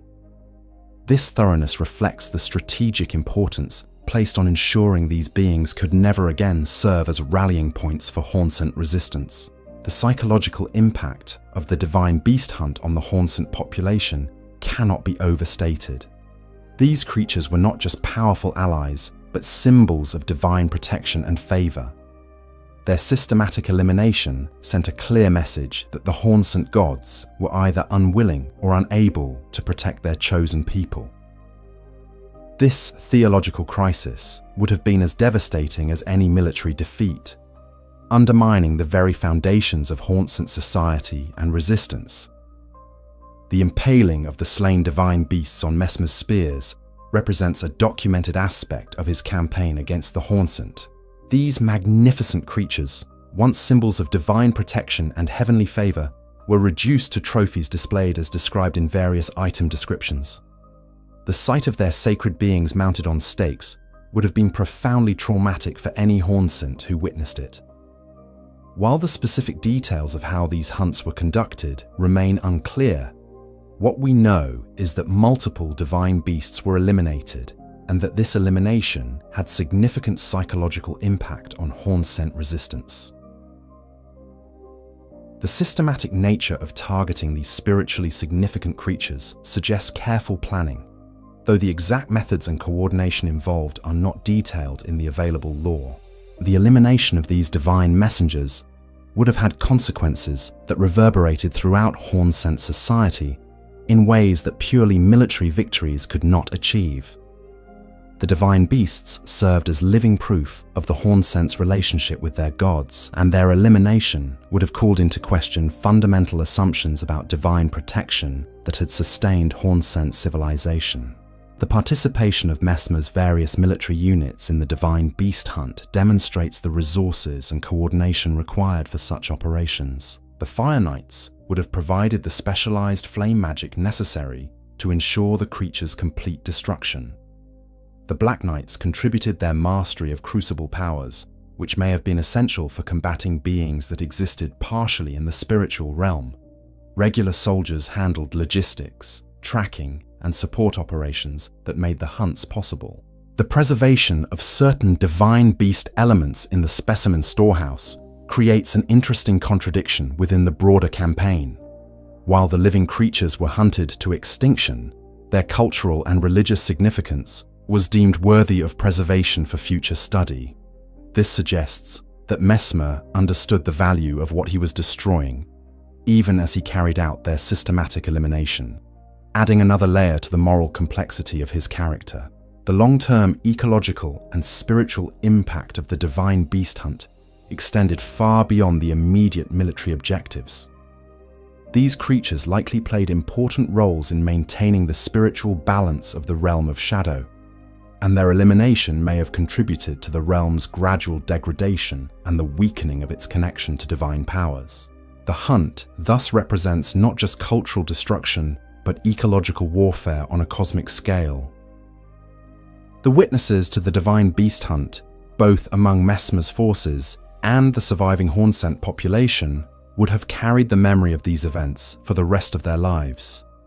The sight of such magnificent and sacred creatures being systematically hunted and destroyed would have been profoundly traumatic, creating lasting psychological scars that extended far beyond the immediate participants. These memories became part of the collective trauma that defined the post-crusade era in the realm of shadow. The technical challenges of preserving and displaying the corpses of such massive creatures speak to the logistical sophistication of Messmer's forces. The spears required to impale divine beasts would have been enormous, requiring specialized construction and careful positioning. The fact that these displays were maintained over time suggests ongoing commitment to their psychological impact rather than simply disposing of the bodies after achieving military objectives. Chapter 11. The Shadow Keep. The Shadow Keep stands as perhaps the most imposing and symbolically significant structure in the entire realm of shadow, serving simultaneously as fortress, palace, prison, and monument to the Crusade's brutal efficiency. More than just a military installation, the Keep represents the physical manifestation of Messmer's exile and his transformation from divine prince to feared tyrant. Every stone of its construction tells the story of a campaign that was as much about psychological warfare as military conquest. The architectural design of the Shadow Keep reflects both its practical military functions and its symbolic role as a seat of power in a conquered land. The massive walls and defensive towers were clearly designed to withstand siege warfare, but their imposing height and dark stonework also served to intimidate the surrounding population. The Keep's silhouette, visible from great distances across the realm of shadow, served as a constant reminder of Messmer's presence and power. The location chosen for the Shadow Keep demonstrates strategic thinking that goes beyond simple military considerations. Built to overlook key routes through the realm of shadow, while also commanding views of important Hornsent settlements, the Keep's position allowed Messmer to monitor and control movement throughout his territory. The psychological impact of this constant surveillance cannot be underestimated. The knowledge that the Impaler could observe their activities from his dark tower would have been a source of perpetual anxiety for the surviving population.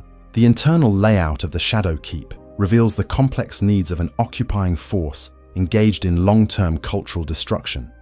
Beyond the obvious military facilities, barracks, armories, training grounds, the Keep contains administrative spaces for managing the systematic cataloguing and elimination of Hornsent culture. The presence of the specimen storehouse within the Keep's structure demonstrates how preservation and destruction were managed as complementary aspects of the same campaign. The throne room, where Messmer holds court, represents one of the most psychologically charged spaces in the entire structure. Here, the cursed prince sits in judgment over a realm he has conquered but can never truly rule, surrounded by the symbols of a campaign that has cost him everything he once was. The throne itself, designed to accommodate his serpentine form, serves as a physical reminder of the curse that defines his existence and the isolation it has imposed upon him. The accommodations for Messmer's various military units within the keep reflect the hierarchical nature of his forces and their different roles in the crusade.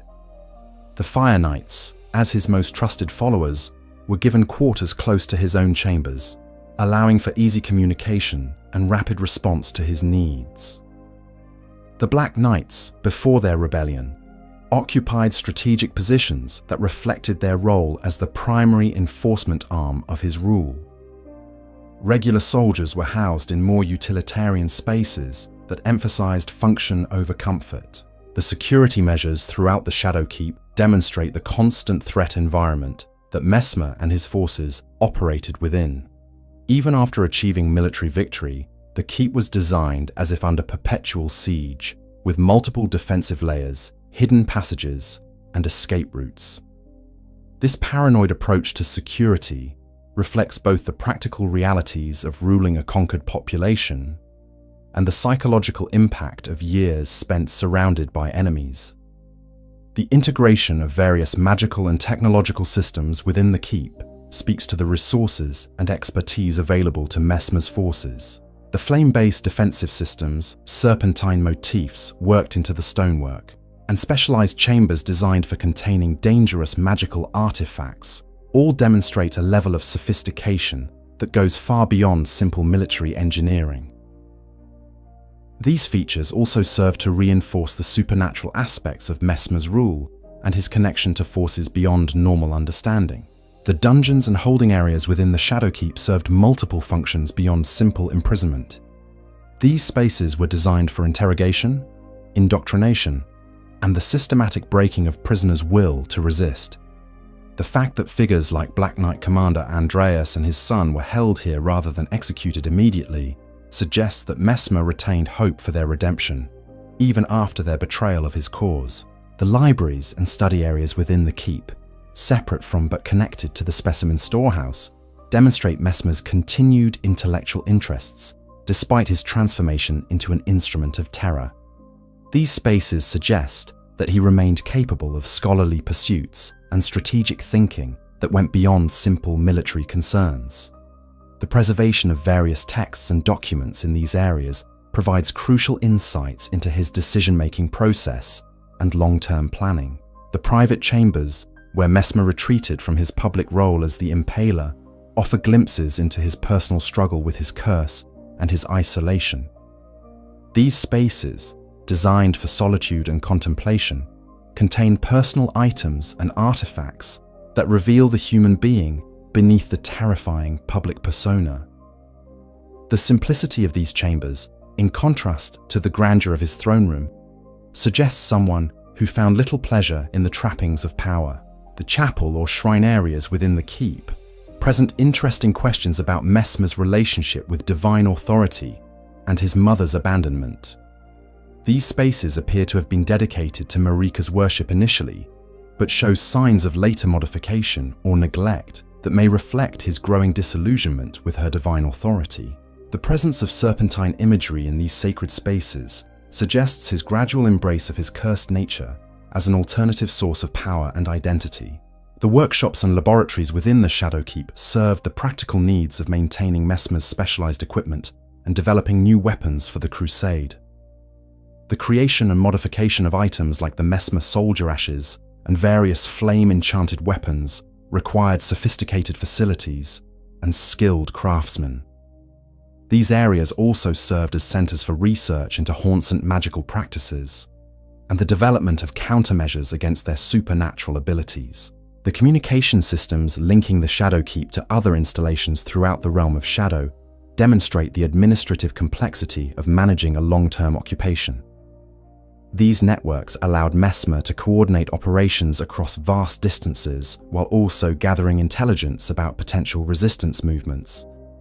The sophistication of these systems suggests that the crusade was managed with the same attention to detail as any major administrative undertaking. The gradual decay and modification of the Shadowkeep over time reflects the psychological deterioration of its primary occupant and the changing nature of the crusade.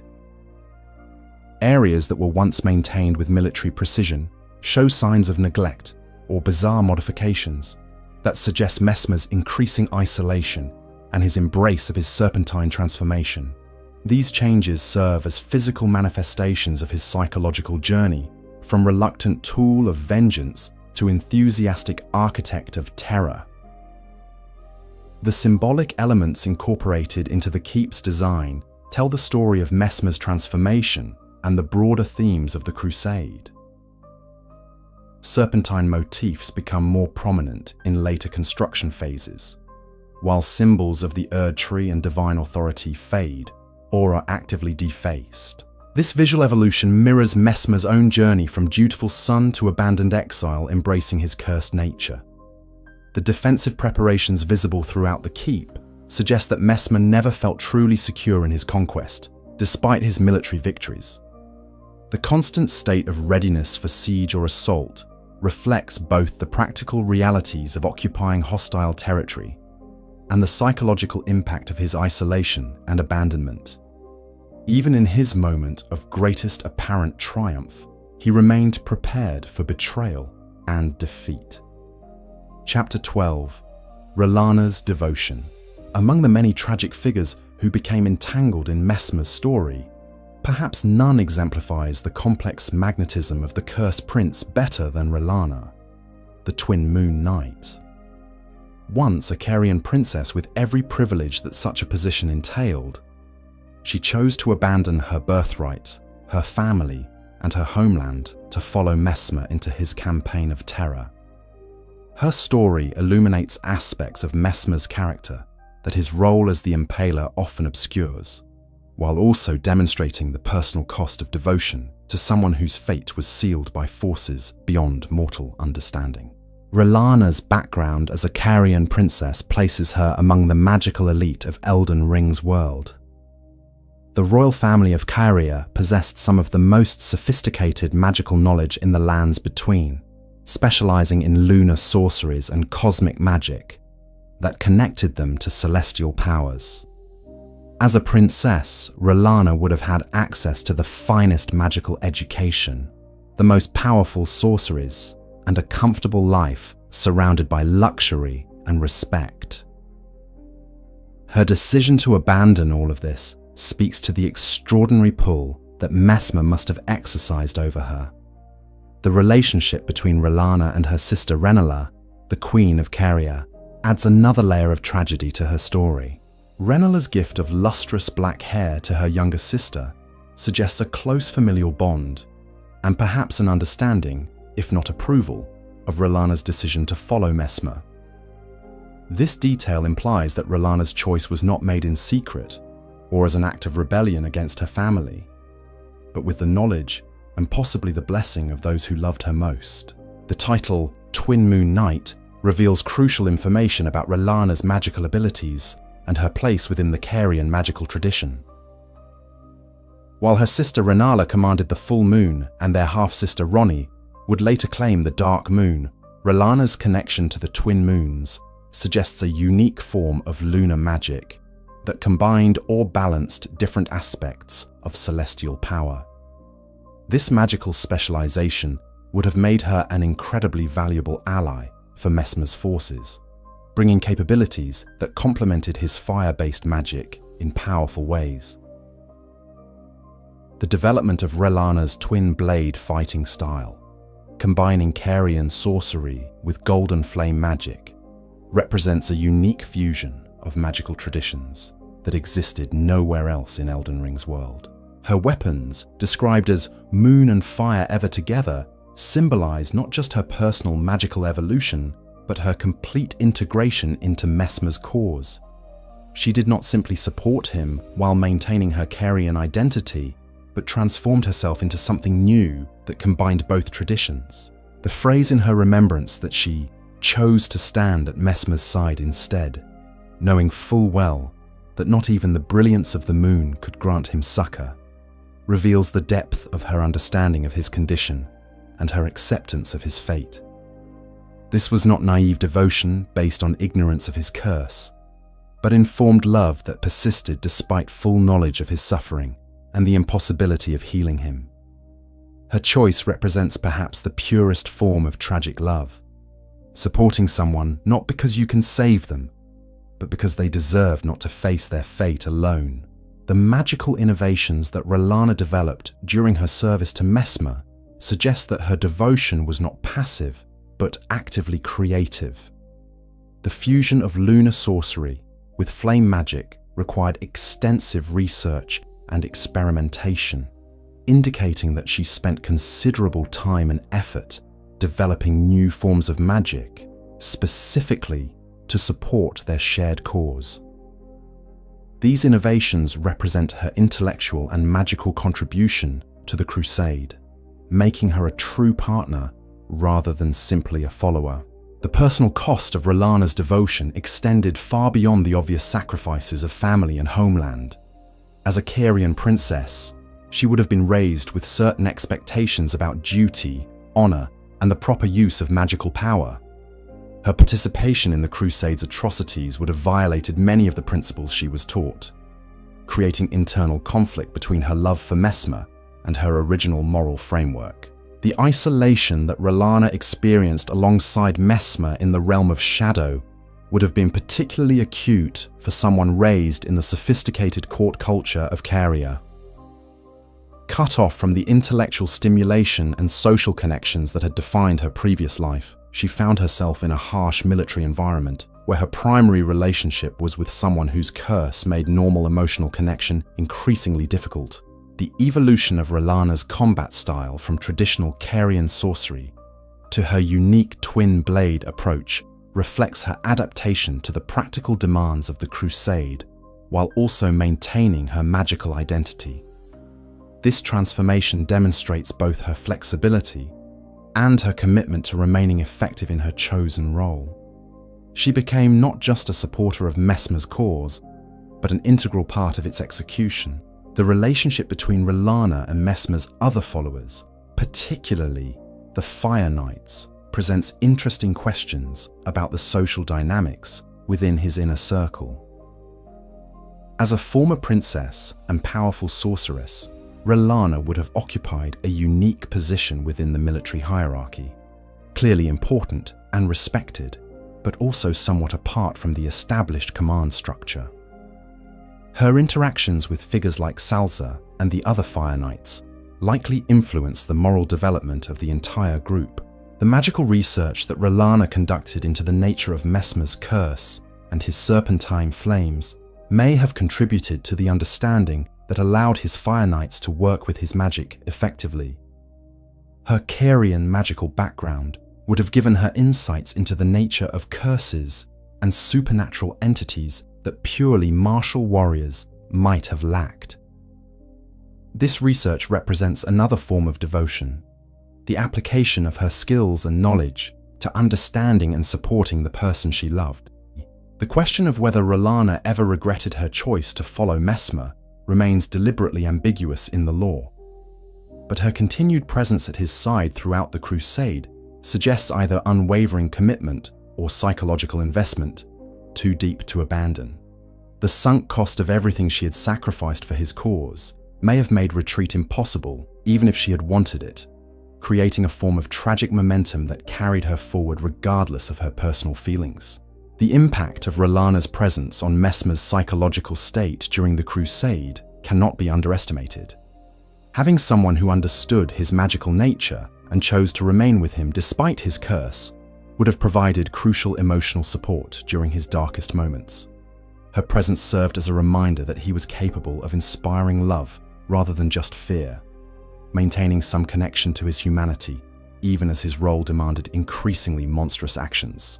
The ultimate fate of R'hllana and her relationship with Messmer by the time of the Tarnished's arrival in the realm of shadow, suggests that even the purest devotion could not survive the psychological pressures of their situation indefinitely. The fact that she must be defeated as an enemy implies that she had either become corrupted by her association with the crusade, or had chosen to defend Messmer's legacy even after understanding its true cost. The symbolic significance of R'hllana's story extends beyond her personal tragedy to represent the broader theme of how love and devotion can become complicit in evil when directed toward the wrong objects. Her genuine feelings for Messmer and her sincere desire to support him led her to participate in atrocities that she would never have contemplated in her previous life. This transformation illustrates how personal relationships can override moral judgment when the stakes become high enough. The magical legacy that R'hllana left behind in her unique fusion of lunar and flame magic represents perhaps the most positive aspect of her tragic story. Her innovations demonstrated that different magical traditions could be combined in beneficial ways, creating new possibilities that neither could achieve alone. This magical synthesis serves as a metaphor for the kind of positive change that might have been possible if the circumstances surrounding her relationship with Messmer had been different. The memory of R'hllana's devotion and sacrifice adds another layer to the tragedy of Messmer's final defeat. In destroying him, the Tarnished also eliminates the object of her devotion and the cause to which she dedicated her life. Her story serves as a reminder that even the most evil campaigns draw support from people whose motivations are not themselves evil, creating webs of complicity that make simple moral judgments impossible. Chapter 13. The Furnace Golems. Among the most terrifying weapons deployed during Messmer's crusade were the Furnace Golems, massive constructs that served as both instruments of war and mobile crematoriums for the systematic disposal of the Hornsent population. These towering mechanical beings represent perhaps the most industrialized aspect of the Crusade's genocidal campaign, combining advanced magical engineering with psychological warfare to create weapons that terrorized enemies as much through their symbolism as through their destructive capability. The design of the Furnace Golems reveals sophisticated understanding of both Hornsent religious symbolism and the practical requirements of mass extermination. The mask-like faces of these constructs deliberately evoke the imagery of the fell god of fire that haunted Hornsent religious traditions, transforming their own spiritual iconography into instruments of their destruction. This was not accidental design, but calculated psychological warfare intended to maximize the terror and despair experienced by Hornsent victims. The massive baskets carried by the Furnace Golems served as collection points for bodies and other combustible materials, allowing these constructs to function as mobile crematoriums that could process large numbers of victims efficiently.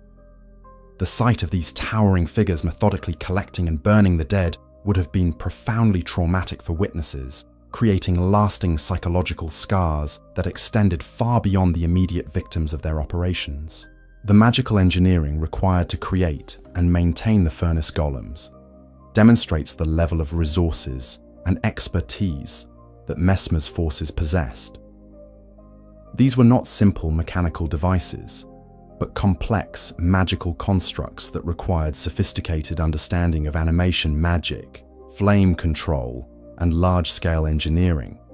The fact that multiple such constructs were deployed throughout the realm of shadow speaks to the industrial capacity of the Crusade's support operations.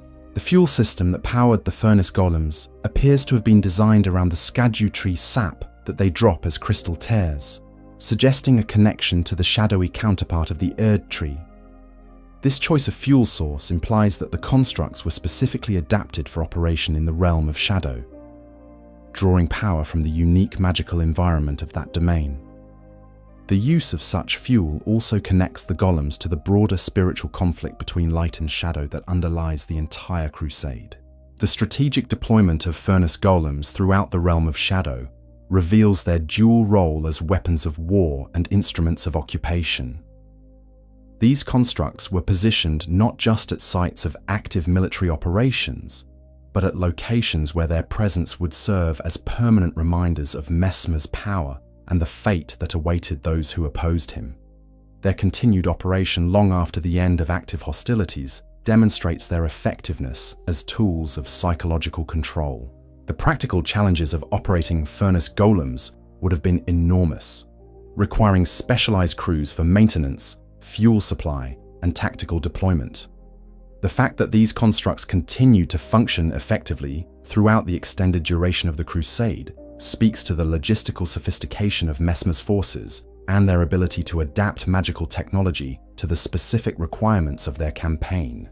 The horror experienced by Hornsent civilians confronted with furnace golems cannot be adequately described in conventional terms. These beings represented the systematic industrialization of death and disposal, turning the elimination of entire populations into a mechanical process.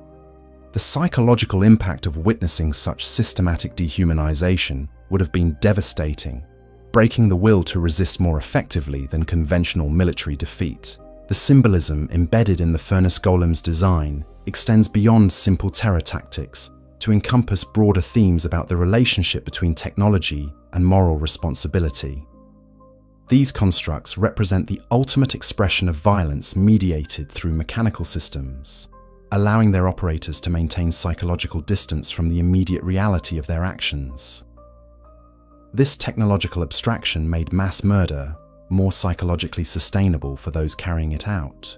The connection between the furnace golems and the drakes that power them adds another layer of complexity to their operation and symbolism. The use of dragonkin as fuel sources for these constructs creates a form of magical symbiosis that enhances their power while also serving as a form of punishment for creatures associated with the ancient enemies of the Golden Order. This design choice reflects the multi-layered nature of the conflicts underlying the crusade.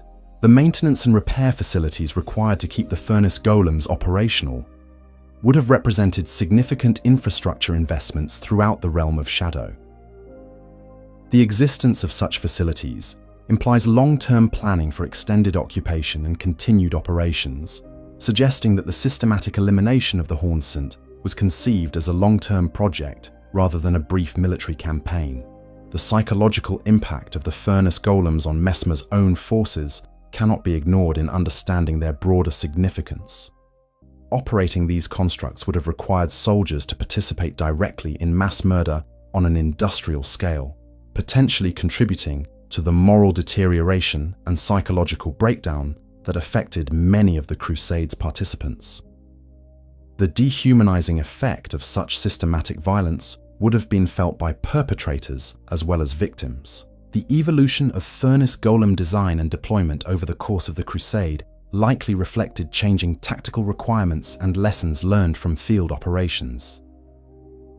Early models may have been less efficient or effective, leading to modifications and improvements that enhanced their terror value and operational capability. This technological evolution demonstrates the systematic approach taken to perfecting these instruments of genocide. The eventual fate of the furnace golems after the end of active crusade operations raises questions about the long-term environmental and social impact of their deployment. These massive constructs, scattered throughout the realm of shadow, serve as permanent monuments to the atrocities committed during the crusade. Their continued presence ensures that the memory of these events cannot be easily forgotten or suppressed. The cultural and historical significance of the furnace golems extends beyond their immediate military function to represent a turning point in the use of magical technology for mass violence. These constructs demonstrated that magical engineering could be applied to genocide as effectively as to any other large-scale endeavor, establishing precedents for the industrialization of violence that would influence subsequent conflicts. The contrast between the sophisticated engineering of the furnace golems and the primitive brutality of their function illustrates the moral contradictions inherent in the crusade itself. These were marvels of magical technology deployed in service of the most basic and savage human impulses, representing both the heights of civilizational achievement and the depths of moral failure. Chapter 14. The abandonment.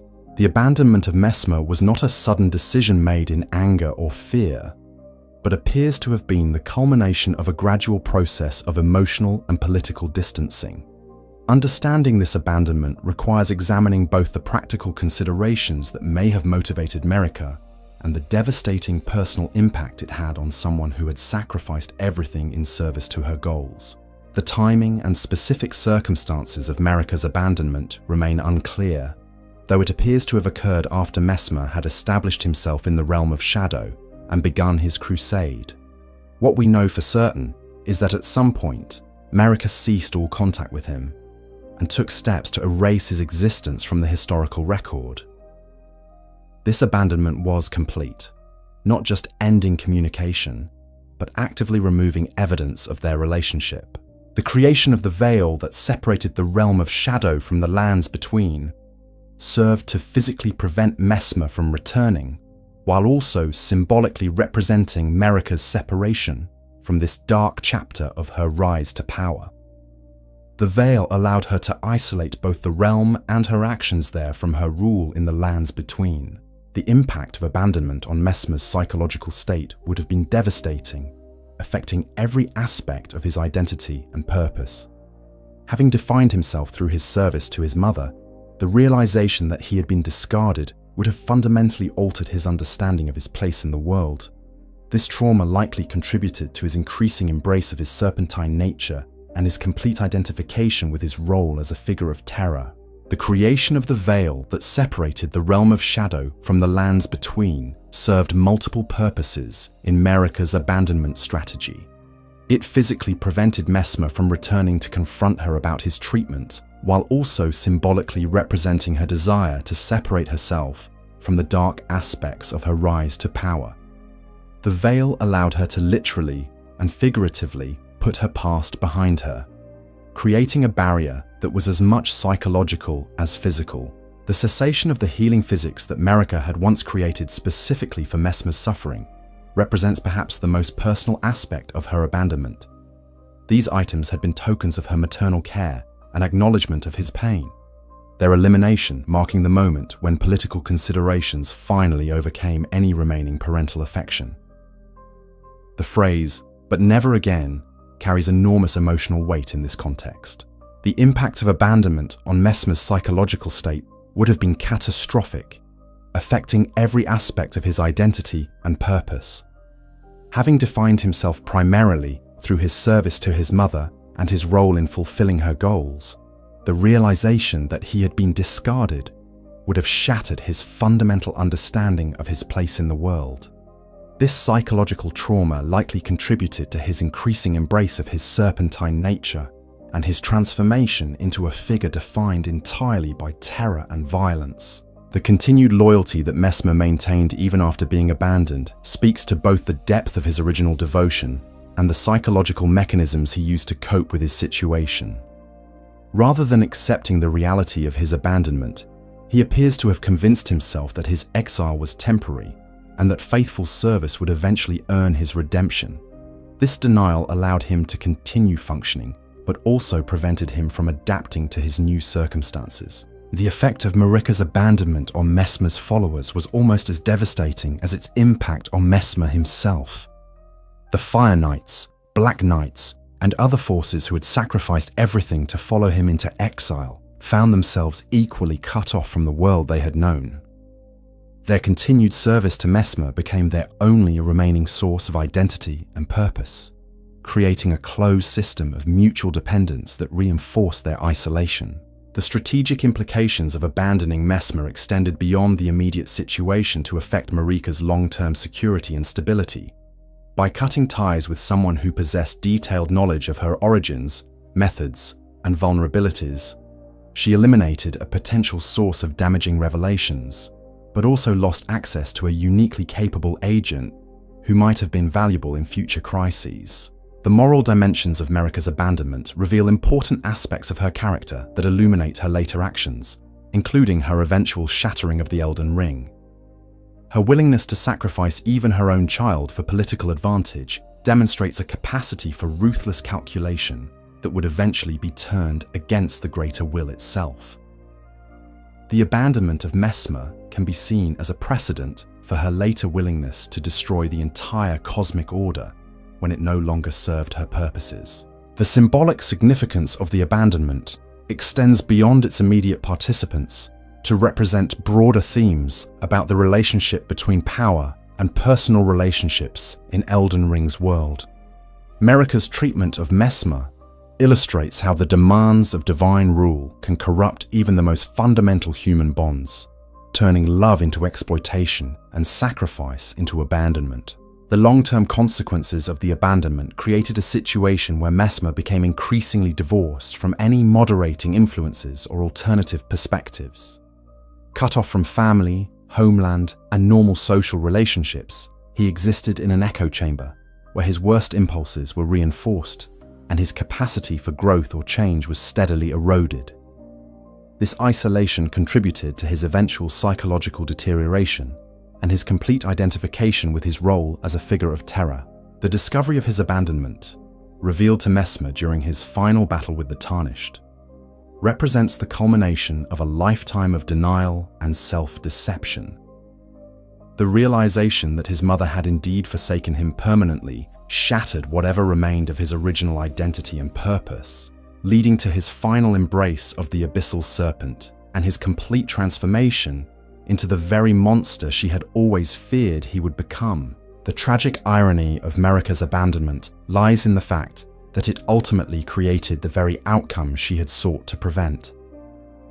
By abandoning Messmer, rather than finding ways to heal or redeem him, she ensured that he would become completely consumed by his curse and transformed into a being of pure terror and destruction. Her fear of what he might become became a self-fulfilling prophecy, realized through her own actions. Chapter 15. The final transformation.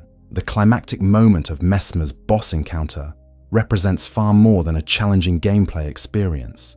It is the culmination of a lifetime of psychological torment, divine abandonment, and the ultimate embracing of a cursed nature that had been suppressed for centuries. When Messmer destroys Marika's seal and allows the abyssal serpent to fully manifest, he is not simply powering up for a second phase, but completing a transformation that began at the moment of his birth and was accelerated by every betrayal and abandonment he experienced. The trigger for this final transformation is Messmer's realization that the Tarnished before him represents everything he has been denied.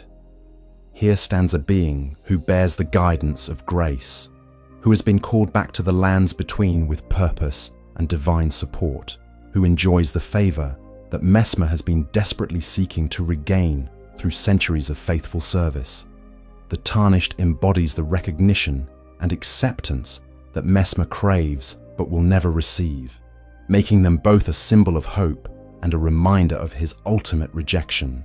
The phrase, "I will not suffer a lord devoid of light," carries multiple layers of meaning that reveal the depth of Messmer's psychological state. On the surface, it appears to be a reference to the Tarnished's lack of grace, but on a deeper level, it reflects Messmer's own struggle with his nature and his desperate need to justify his abandonment. By declaring the Tarnished unworthy, he is attempting to maintain the fiction that worthiness and divine favor are based on merit rather than arbitrary divine preference. The physical act of destroying Marika's seal represents one of the most symbolically charged moments in all of Elden Ring. This seal had been both prison and protection, containing the abyssal serpent while also serving as a tangible reminder of his mother's love and fear. By destroying it, Messmer is simultaneously rejecting his mother's protection and embracing the very nature she had tried to suppress. It is an act of rebellion, desperation, and ultimately, tragic acceptance of his fate. The emergence of the base serpent as a distinct entity that shares Messmer's health bar but possesses separate attacks creates a fascinating dynamic that reflects the complex relationship between host and parasite that has defined Messmer's existence. The serpent is not simply possessing him, but has become so integrated with his being that they function as a single entity with dual expressions. This symbiosis represents the ultimate realization of the curse that was placed upon him at birth. The visual design of base serpent Messmer with the massive serpentine form emerging from or alongside his humanoid body, creates one of the most striking and memorable boss designs in From Software's catalogue. The red-scaled serpent, wreathed in flames and capable of independent action, represents the full manifestation of everything that Marika had feared about her son. Yet even in this transformed state, traces of Messmer's original form remain visible, serving as reminders of what he once was and might have been under different circumstances. The combat mechanics of the second phase, where players can potentially damage both Messmer and the serpent simultaneously, create a unique tactical situation that mirrors the psychological themes of the encounter. Just as Messmer and the abyssal serpent are separate yet inseparable, players must deal with multiple threats that are ultimately part of the same entity. This mechanical complexity serves the narrative purpose of demonstrating the integrated nature of Messmer's curse. The dialogue that accompanies this transformation reveals Messmer's state of mind as he undergoes this final change. His words become more serpentine and threatening, but they also carry undertones of liberation and bitter satisfaction. For the first time in his existence, he is no longer fighting against his nature, but embracing it fully. There is tragedy in this acceptance, but also a kind of terrible freedom that comes from abandoning the struggle that had defined his entire life. The flame attacks used by base serpent Messmer are notably more vicious and uncontrolled than those employed in his first phase, reflecting the removal of the restraints that had been placed upon his power. These flames move with serpentine intelligence and predatory intent, suggesting that the abyssal serpent's influence has made his magic both more powerful and more malevolent. The fire that once represented divine power corrupted by darkness now serves as pure expression of consuming hunger and destruction. The environmental effects that accompany Messmer's transformation create an atmosphere that reflects the cosmic significance of what is occurring. The chamber itself seems to respond to the unleashing of the abyssal serpent, with lighting effects and atmospheric changes that suggest the breaking of seals that had maintained fundamental boundaries. This is not just a personal transformation, but an event with implications for the broader magical reality of the realm of shadow. The psychological journey that Messmer undergoes during this transformation is as significant as the physical changes. The person who had spent centuries trying to remain worthy of his mother's love finally accepts that such worthiness is impossible and irrelevant. This acceptance brings both liberation from impossible standards and the devastating realization that his entire life has been built on a lie. The transformation represents not just the emergence of his true power, but the death of his false hope. The tactical implications of facing base serpent Messmer extend beyond simple combat difficulty to encompass themes about confronting truth and accepting consequences. The player, as the Tarnished, is forced to battle not just a powerful enemy, but the manifestation of centuries of accumulated trauma and abandonment. Victory requires not just mechanical skill, but the willingness to destroy someone who has been shaped by forces largely beyond his control. The serpentine attacks employed by the transformed Messmer carry symbolic weight that extends beyond their immediate tactical challenges. The coiling flames and predatory strikes represent the full expression of the consuming nature that had been suppressed for so long. These attacks are not random violence, but purposeful expressions of hunger, anger, and the desire to drag others into the same darkness that has consumed him. The duration and intensity of this final phase reflect the desperate nature of Messmer's last stand.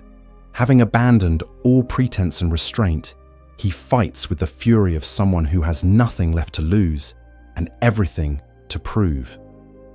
This is not the calculated violence of the Impaler, but the raw, primal fury of a being that has finally stopped pretending to be something other than what it is.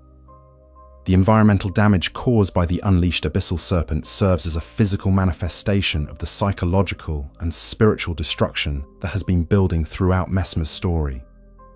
The chamber bears the scars of powers that were never meant to be unleashed, just as Messmer himself bears the scars of a life spent fighting against his fundamental nature. Chapter 16. The Dying Words. The final moments of Messmer's life, captured in his dying dialogue, represent one of the most emotionally devastating and psychologically complex death scenes in all of From Software's games. These words, spoken as the light fades from his eyes and the abyssal serpent's power finally consumes him completely, reveal the true depth of his tragedy and provide crucial insight into the psychological journey that brought him to this moment. More than simple last words, they are a confession, a curse, and a final act of defiance against the forces that shaped his terrible fate. The progression of Messmer's final dialogue mirrors the psychological stages of his relationship with his mother and his gradual understanding of his true situation. When he begins by addressing Mother, he is speaking from the part of himself that still loves and seeks approval from the woman who gave him life. This intimate address reflects the child within him who never stopped hoping for reconciliation and acceptance despite centuries of abandonment and silence. The shift to Marika in his final words represents a crucial transformation in how Messmer perceives his relationship with his divine parent. By using her formal name rather than the intimate mother, he is acknowledging her not as a parent, but as the political entity who used and discarded him. This change in address signifies his final recognition that whatever maternal relationship they once had has been permanently severed by her choices and his circumstances. The curse that Messmer pronounces upon Marika with his dying breath carries weight beyond simple anger or revenge. This is not the impotent rage of a defeated enemy, but the solemn pronouncement of someone who understands the true cost of the choices that brought them to this moment. His curse represents both personal vindication and cosmic justice, spoken by someone who has paid the ultimate price for his mother's ambitions and fears. The physical circumstances of Messmer's death, occurring in the presence of someone bearing the grace that he was denied, add another layer of tragedy to his final moments. The Tarnished represents everything that Messmer had hoped to become, a figure recognized and empowered by divine authority, given purpose and direction, rather than abandonment and exile. Dying in the presence of such a figure makes his own rejection all the more painful, and his curse all the more justified. The transformation that Messmer undergoes even as he dies, with the abyssal serpent finally achieving complete dominance over his form, suggests that his death is not simply the end of his life, but the fulfillment of his curse.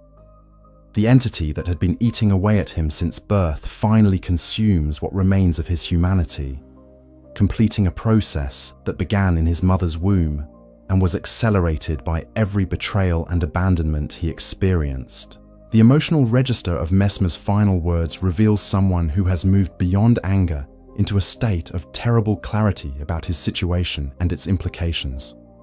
There is pain in his voice, but also a kind of grim satisfaction in finally being able to speak truth to the power that had manipulated and discarded him. His curse upon Marika represents not just personal vindication, but the assertion of his own agency and judgment in his final moments. The theological implications of Messmer's curse against his divine mother cannot be ignored in understanding its full significance. This is not just a son rejecting a parent, but a created being pronouncing judgment against his creator. The curse represents a fundamental challenge to divine authority and the righteousness of the cosmic order that Marika represents, spoken by someone who has experienced the full cost of that order's demands. The witnessing of Messmer's death by the Tarnished creates a complex moral situation that extends beyond the immediate combat encounter. The player has not simply defeated a boss enemy, but has participated in the final tragedy of someone whose entire existence was shaped by forces beyond his control. This witnessing carries moral weight that affects how we understand both Messmer's character and the player's role in his story. The timing of Messmer's final realization, coming only at the moment of his death, represents one of the cruelest aspects of his entire tragedy. Throughout his life, he maintained hope that his service and loyalty would eventually be rewarded with recognition and acceptance. Only in dying does he finally understand that such recognition was never possible. making his entire existence a cruel exercise in false hope and wasted devotion. The curse that Messmer places upon Marika serves as both personal vindication and cosmic prophecy, given what players know about her eventual fate in the broader Elden Ring narrative. His words carry the weight of someone who has seen the true cost of divine ambition and pronounces judgment on the system that created and destroyed him. The curse represents not just personal anger, but cosmic justice seeking expression through his final words. The linguistic choices in Messmer's final dialogue, particularly his return to more formal and archaic speech patterns, suggest someone reaching back to his noble origins and divine heritage as he faces death. These are not the words of the Impaler, but of the prince he might have been under different circumstances, speaking with the authority of his bloodline and the weight of his suffering. The physical setting of Messmer's death, in the throne room of the Shadow Keep, surrounded by the symbols of his exile and abandonment, provides appropriate context for his final words. He dies in the place that represented both his power and his isolation, speaking truth about his situation for perhaps the first time in centuries. The throne room becomes both tomb and judgment hall, where cosmic injustice is finally acknowledged and condemned. The impact of Messmer's final words extends beyond his immediate death to affect the broader narrative and thematic concerns of Elden Ring as a whole. His curse upon Marika serves as foreshadowing of her own eventual fate and represents the voice of all those who have been sacrificed to divine ambition throughout the game's history. His death becomes a moment of moral reckoning that reverberates throughout the cosmic order. The transformation of Messmer's final moments from simple boss defeat into profound moral and emotional climax demonstrates from software's mastery of using gameplay mechanics to serve narrative purposes. The player's victory is simultaneously a moral defeat, as they have participated in the destruction of someone whose greatest crimes were loving the wrong person and trying to remain worthy of love that was never truly offered. The echo of Messmer's curse, carried forward by those who witnessed his death, ensures that his final words have impact beyond his immediate demise. The tarnished who heard his pronouncement becomes a carrier of his truth, bearing witness to cosmic injustice and divine cruelty that extends far beyond individual tragedy. His curse becomes part of the broader indictment of the cosmic order that drives Elden Ring's central conflicts. Chapter 17. The Greater Tragedy. The true tragedy of Messmer the Impaler extends beyond his personal suffering to encompass broader themes about the nature of divine authority, the cost of maintaining cosmic order, and the systematic sacrifice of individuals to political and theological necessities. His story serves as a case study of the larger moral complexities that define Elden Ring's world, where gods and demigods routinely make impossible choices with devastating consequences. The erasure of Messmer from official histories, as referenced in item descriptions stating that all mention of him was erased by his mother, represents one of the most chilling aspects of his tragedy. This act demonstrates how institutional power can be used to deny the very existence of those it has wronged, attempting to eliminate not just the person, but the evidence of moral failures that created their situation. The broader implications of Messmer's story for understanding Marika's character reveal her capacity for difficult decisions and her willingness to sacrifice even devoted followers when circumstances demand it. This pattern helps explain her later conflicts with other divine entities and her eventual decision to shatter the Elden Ring itself when it no longer served her purposes. The participation of good people like the Fire Knights and Commander Gaius in Messmer's transformation into a figure of terror demonstrates how personal loyalty can become complicit in harmful actions when divorced from larger moral frameworks.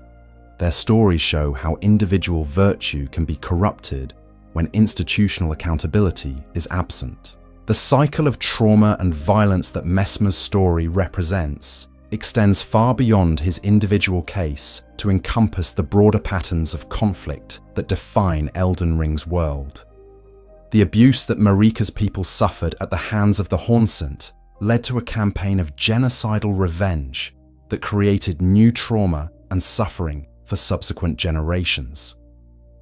Messmer became both victim and perpetrator in this cycle, demonstrating how trauma can be transmitted and amplified across time and between communities. The failure of divine institutions to provide adequate support or oversight for Messmer's mission represents a systemic moral failure that extends beyond individual responsibility. The Golden Order's emphasis on grace and divine favor created a framework where those lacking such favor could be treated as expendable, while its institutional structures provided no mechanisms for accountability or moral restraint when divine authority was abused. The theological implications of Messmer's curse and abandonment challenge fundamental assumptions about the relationship between divine authority and moral responsibility in Elden Ring's world. If gods can abandon their children and erase their existence for political convenience, what does this say about the nature of divine love and protection? Messmer's story suggests that divine authority may be fundamentally incompatible with genuine moral responsibility. The environmental and social consequences of Messmer's crusade extend far beyond its immediate military objectives to represent lasting damage to the fabric of reality itself. The Realm of Shadow bears permanent scars from his campaign, while the trauma inflicted on surviving populations has created psychological wounds that persist long after the active violence ended. These consequences demonstrate how the pursuit of divine justice can create injustices that far exceed the original grievances. The personal cost paid by individuals like R'hllana, Andreas, and the Fire Knights reveals how the pursuit of cosmic justice routinely destroys those who attempt to serve it faithfully. Each of these characters sacrificed everything they had previously valued in service to what they believed was a righteous cause, only to discover that their sacrifice was ultimately meaningless or actively harmful. Their stories demonstrate the human cost of divine ambition and cosmic conflict. The isolation and psychological deterioration that characterized Messmer's later years represent the inevitable result of systems that use individuals as tools rather than treating them as ends in themselves. Cut off from normal human relationships and healthy social feedback, Messmer became increasingly divorced from reality and moral restraint. His transformation into a figure of pure terror was not inevitable, but was the predictable result of the conditions created by his abandonment. The broader pattern of child sacrifice and abandonment that characterizes many divine families in Elden Ring's world suggests that Messmer's story is not unique, but representative of systemic problems with how power is exercised and maintained. From the Omen twins locked away beneath Lendl to Miquella's manipulation by various factions, divine children routinely suffer because of their parents' political needs and psychological limitations. The question of accountability and justice in Messmer's story remains deliberately unresolved, reflecting broader themes about moral complexity and the difficulty of assigning responsibility in systems where power is distributed across multiple levels and institutions. While Marika bears primary responsibility for his fate, the complicity of his followers, the institutional failures of the Golden Order, and the broader cosmic conflicts that shaped their world all contributed to the tragedy. The legacy of trauma and violence that Messmer's story represents continues to influence events long after his death, demonstrating how the consequences of moral failures can persist across generations and shape the development of entire civilizations. The Realm of Shadow remains scarred by his campaign, while the memory of his abandonment serves as a cautionary tale about the cost of divine ambition and institutional failure. The symbolic significance of Messmer's serpentine nature extends beyond his individual character to represent broader themes about the relationship between order and chaos, civilization and wildness, control and acceptance. His struggle against his curse mirrors the broader cosmic conflicts that define Elden Ring's world, where different forces compete for dominance, while ordinary individuals pay the price for their conflicts. The ultimate futility of Messmer's sacrifice, given that his campaign failed to achieve its stated objectives while creating enormous suffering for all involved, represents a broader commentary on the effectiveness of violence as a solution to complex moral and political problems. His story suggests that cycles of revenge and retribution ultimately create more problems than they solve, perpetuating conflict rather than resolving it. The moral complexity of Messmer's character, who can be understood simultaneously as victim, perpetrator, hero, and villain depending on perspective and context, reflects the broader moral ambiguity that characterizes Elden Ring's world. His story challenges simple moral categories and forces players to grapple with the reality that good and evil are often intertwined in ways that make clear judgment impossible.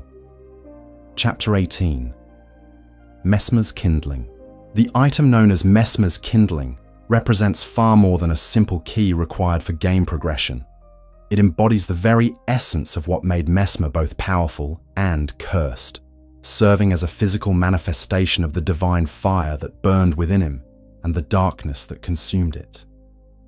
This kindling, described as a dark thing eaten away at by a wicked serpent, tells the complete story of Messmer's existence in a single, tragic artifact that players carry forward from his defeat. The nature of the kindling as something that has been corrupted and consumed reflects the relationship between Messmer and the abyssal serpent that defined his entire existence. This was not simply fire magic or divine power, but a fundamental aspect of his being that had been gradually devoured by the malevolent entity within him.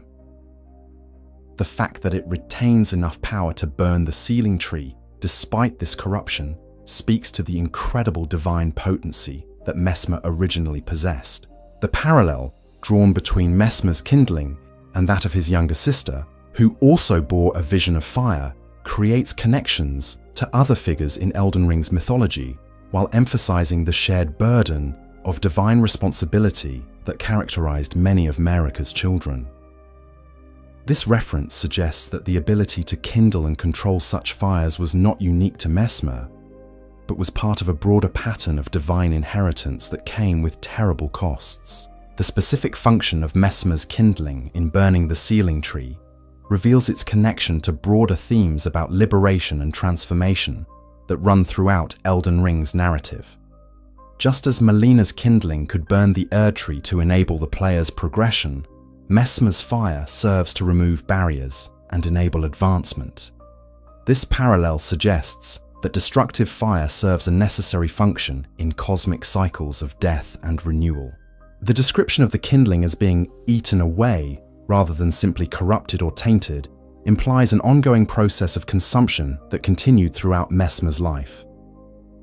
The abyssal serpent was not simply inhabiting his body, but was actively devouring the most essential aspects of his divine nature, slowly transforming him from a being of light into something entirely different.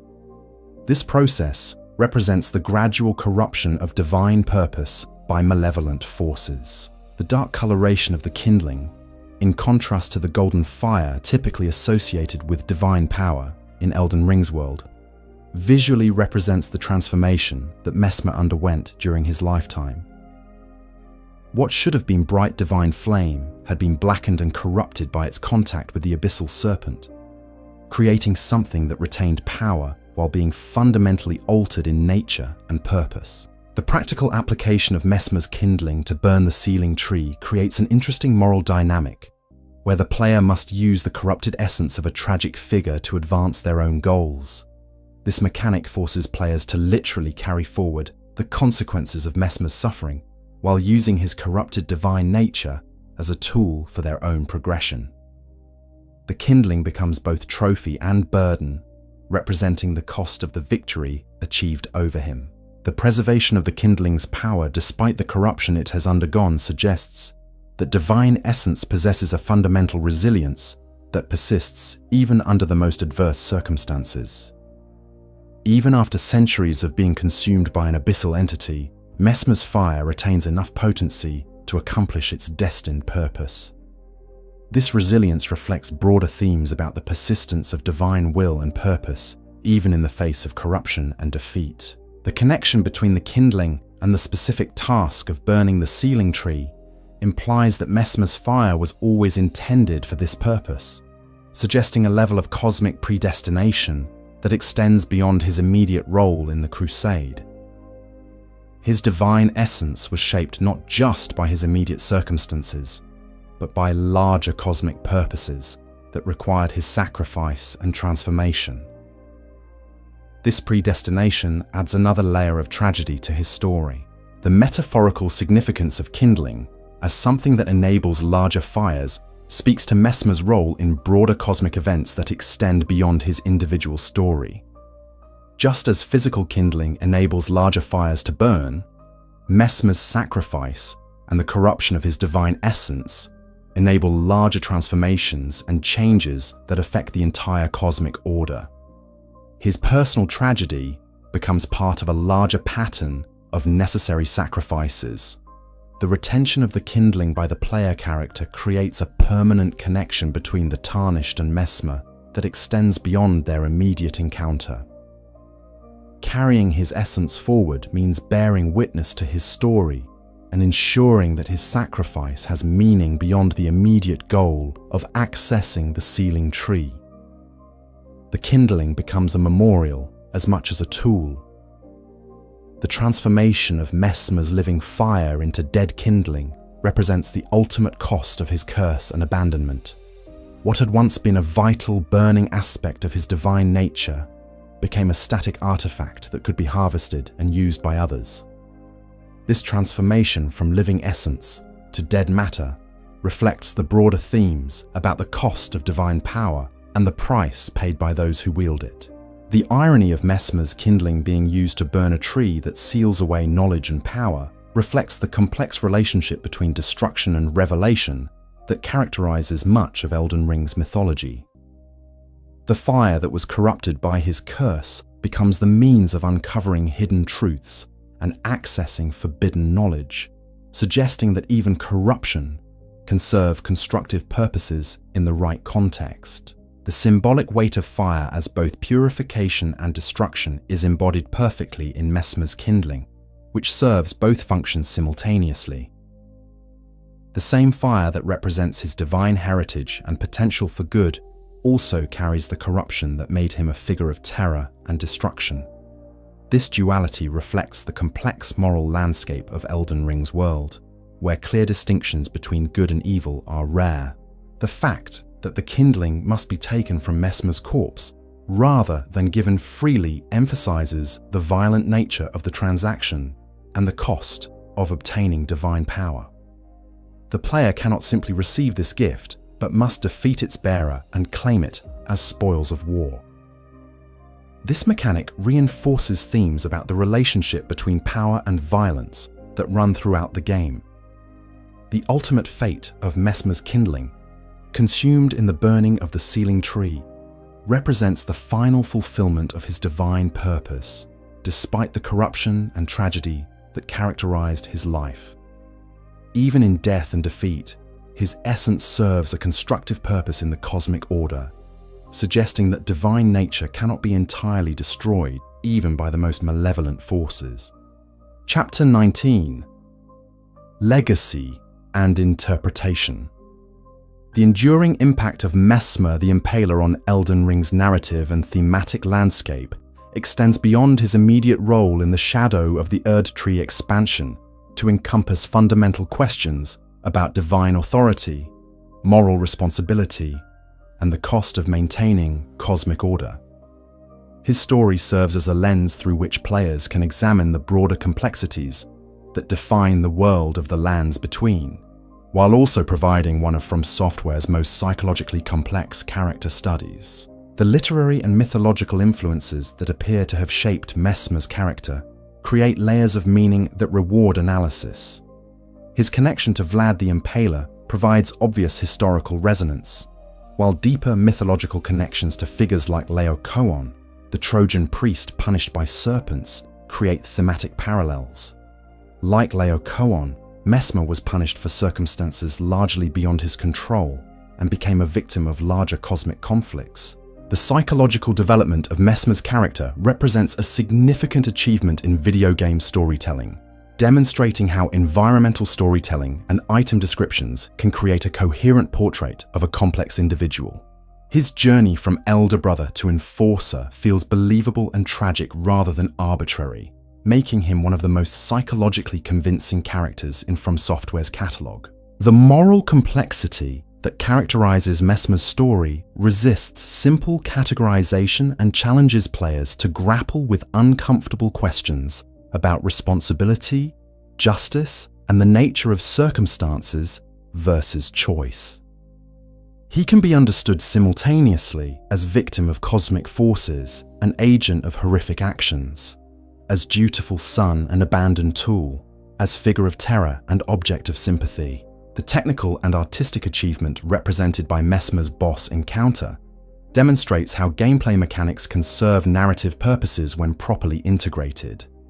The two-phase structure of the fight mirrors his psychological journey, while the visual design of his transformation creates one of the most memorable and symbolically rich encounters in the entire game. The fight serves not just as a test of player skill, but as a dramatic culmination of his character arc. The thematic connections between Messmer's story and other narratives throughout Elden Ring create a web of meaning that enriches understanding of the game's broader concerns. His relationship with divine abandonment echoes similar themes in the stories of other characters, while his role as an agent of cultural destruction parallels other examples of cosmic violence throughout the game's history. These connections create thematic unity, while allowing each story to maintain its individual significance. The cultural and historical commentary embedded in Messmer's story speaks to contemporary concerns about institutional violence, historical erasure, and the relationship between individual agency and systemic power. His role in a campaign of cultural genocide carries obvious parallels to real-world historical events, while his abandonment by divine authority reflects concerns about institutional accountability and moral responsibility that remain relevant today. The influence of Messmer's character on fan interpretation and community discussion demonstrates the power of well-crafted narrative ambiguity to generate ongoing engagement and analysis. The deliberate gaps and contradictions in his story create space for player interpretation while providing enough concrete detail to ground such interpretation in textual evidence. This balance between revelation and mystery exemplifies effective environmental storytelling. The symbolic significance of serpents in Messmer's story connects to broader mythological and psychological traditions, while serving specific narrative functions within Elden Ring's world. The duality of serpentine symbolism, representing both wisdom and corruption, healing and poison, transformation and destruction, allows his character to embody multiple themes simultaneously while maintaining coherent symbolic logic. The representation of trauma and its consequences in Messmer's story provides a psychologically realistic portrayal of how systematic abuse and abandonment can transform individuals over time. His gradual transformation from protective figure to architect of terror feels believable as a trauma response, while his final embrace of his cursed nature represents a psychologically coherent conclusion to his developmental arc. The theological implications of Messmer's relationship with divine authority extend beyond immediate narrative concerns to address fundamental questions about the nature of divine love, justice, and responsibility. His story challenges assumptions about the benevolence of divine power while exploring the psychological and moral costs of absolute authority. These themes resonate with broader philosophical and religious traditions while serving specific functions within Elden Ring's mythology. The artistic and visual design elements that define Messmer's appearance and environment create a coherent aesthetic that reinforces his thematic significance while contributing to the overall visual identity of the Shadow of the Erdtree expansion. The use of serpentine motifs, flame imagery, and Gothic architecture creates a visual language that communicates his character's essential nature. while establishing the mood and atmosphere of his domain. The narrative structure of Messmer's story, revealed gradually through environmental details, item descriptions, and character interactions, demonstrates the effectiveness of From Software's approach to environmental storytelling. Players must actively engage with the world and piece together fragments of information to understand his complete arc, creating a sense of discovery and personal investment in his fate that traditional cutscenes might not achieve. The emotional impact of Messmer's story on players demonstrates the power of video games to create genuine emotional engagement with fictional characters through the combination of narrative, visual design, and interactive experience. His tragedy feels personal rather than abstract because players must confront him directly and witness his final moments, creating a form of emotional investment that extends beyond passive consumption of media. The influence of Messmer's character on broader discussions about morality in video games reflects the growing sophistication of the medium in addressing complex ethical questions. His story avoids simple moral categories while maintaining clear consequences for actions, creating space for meaningful moral reflection without resorting to didactic messaging or simplistic solutions. Chapter 20: The Eternal Suffering.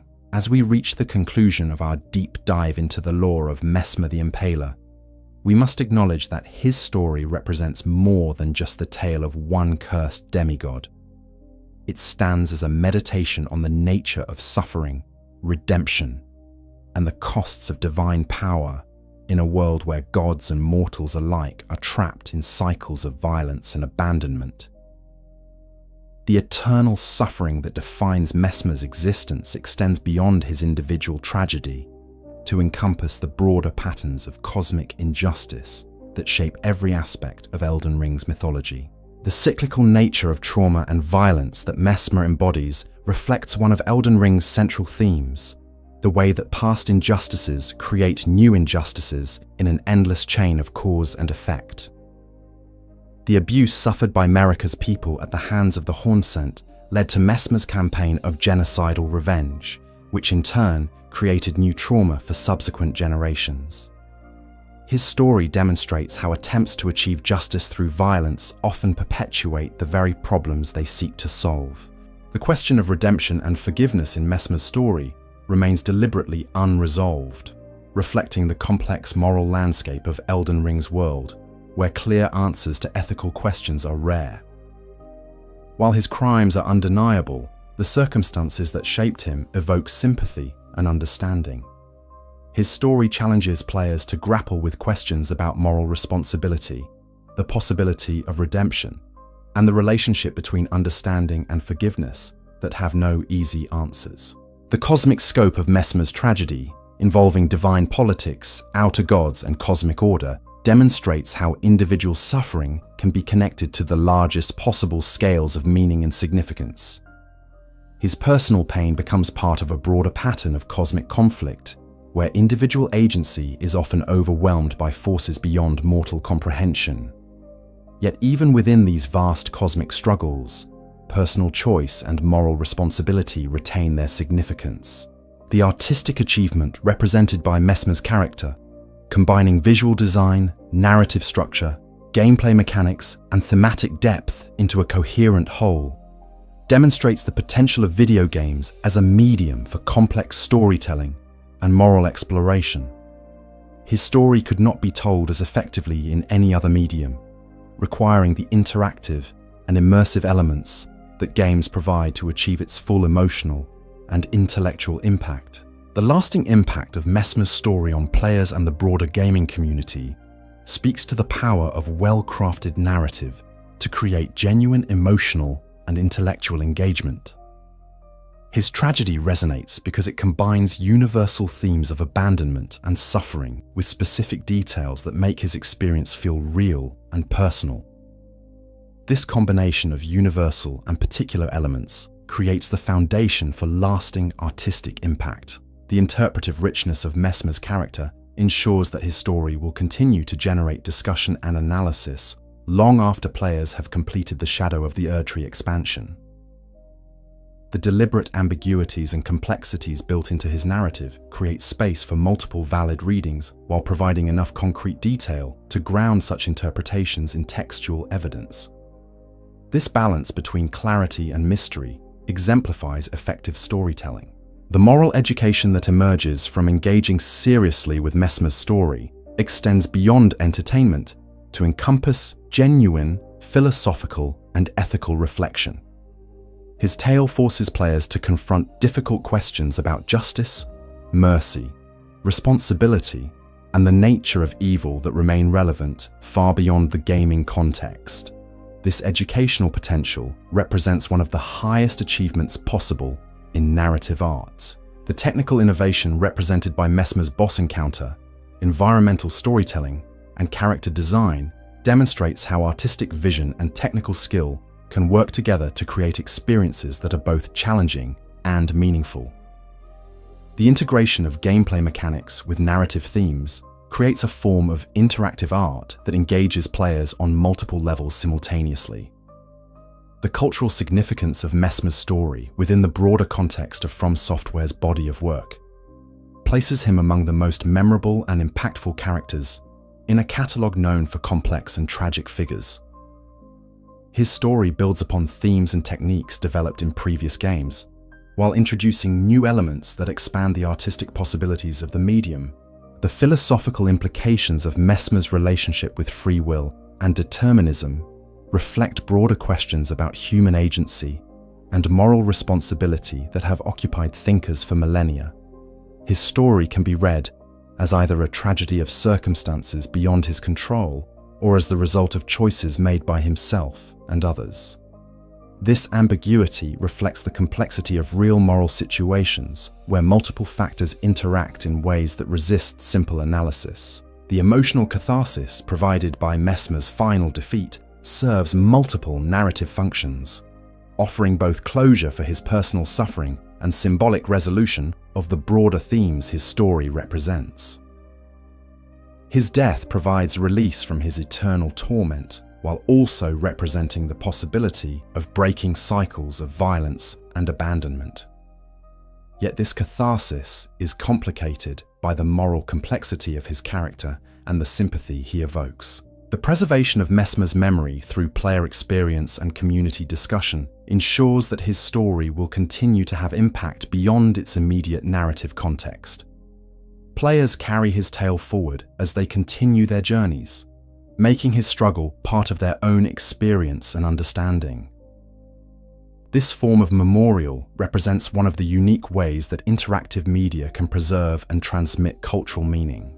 The ultimate message of Messmer's story, if indeed it can be said to have a single message, appears to center on the recognition that suffering and evil often emerge from complex interactions between individual choices and systemic failures rather than simple moral categories.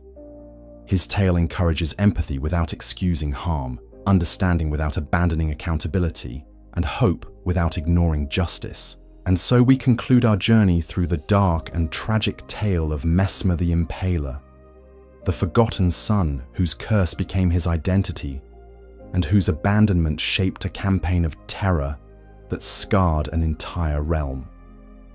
We have discovered the complexity beneath the surface of what might appear to be a simple villain, uncovered the web of relationships and circumstances that shaped his terrible fate, and grappled with the moral and philosophical questions that his story raises. The legacy of Messmer continues to burn like the serpentine flames that defined his existence, sometimes providing light that illuminates dark truths about power and responsibility, sometimes consuming those who come too close to its heat.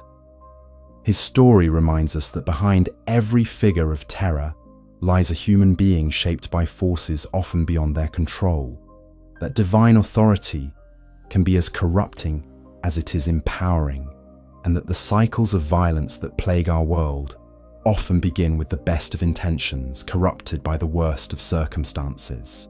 Next time on Lore 2 RPG, we'll explore another of Elden Ring's most enigmatic figures, delving deep into the mysteries that surround their existence and the cosmic forces that shape their destiny.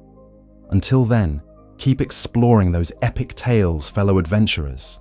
And remember that even in the darkest stories, there are truths worth discovering and wisdom worth preserving. Thank you for joining me on this journey into the heart of one of gaming's most complex and tragic characters. If you enjoyed this deep dive into Messmer's lore, please like this video and subscribe for more comprehensive explorations of gaming's greatest stories. The tale of the Impaler may have ended, but there are always more mysteries waiting to be uncovered in the vast and intricate worlds that our favorite games have to offer.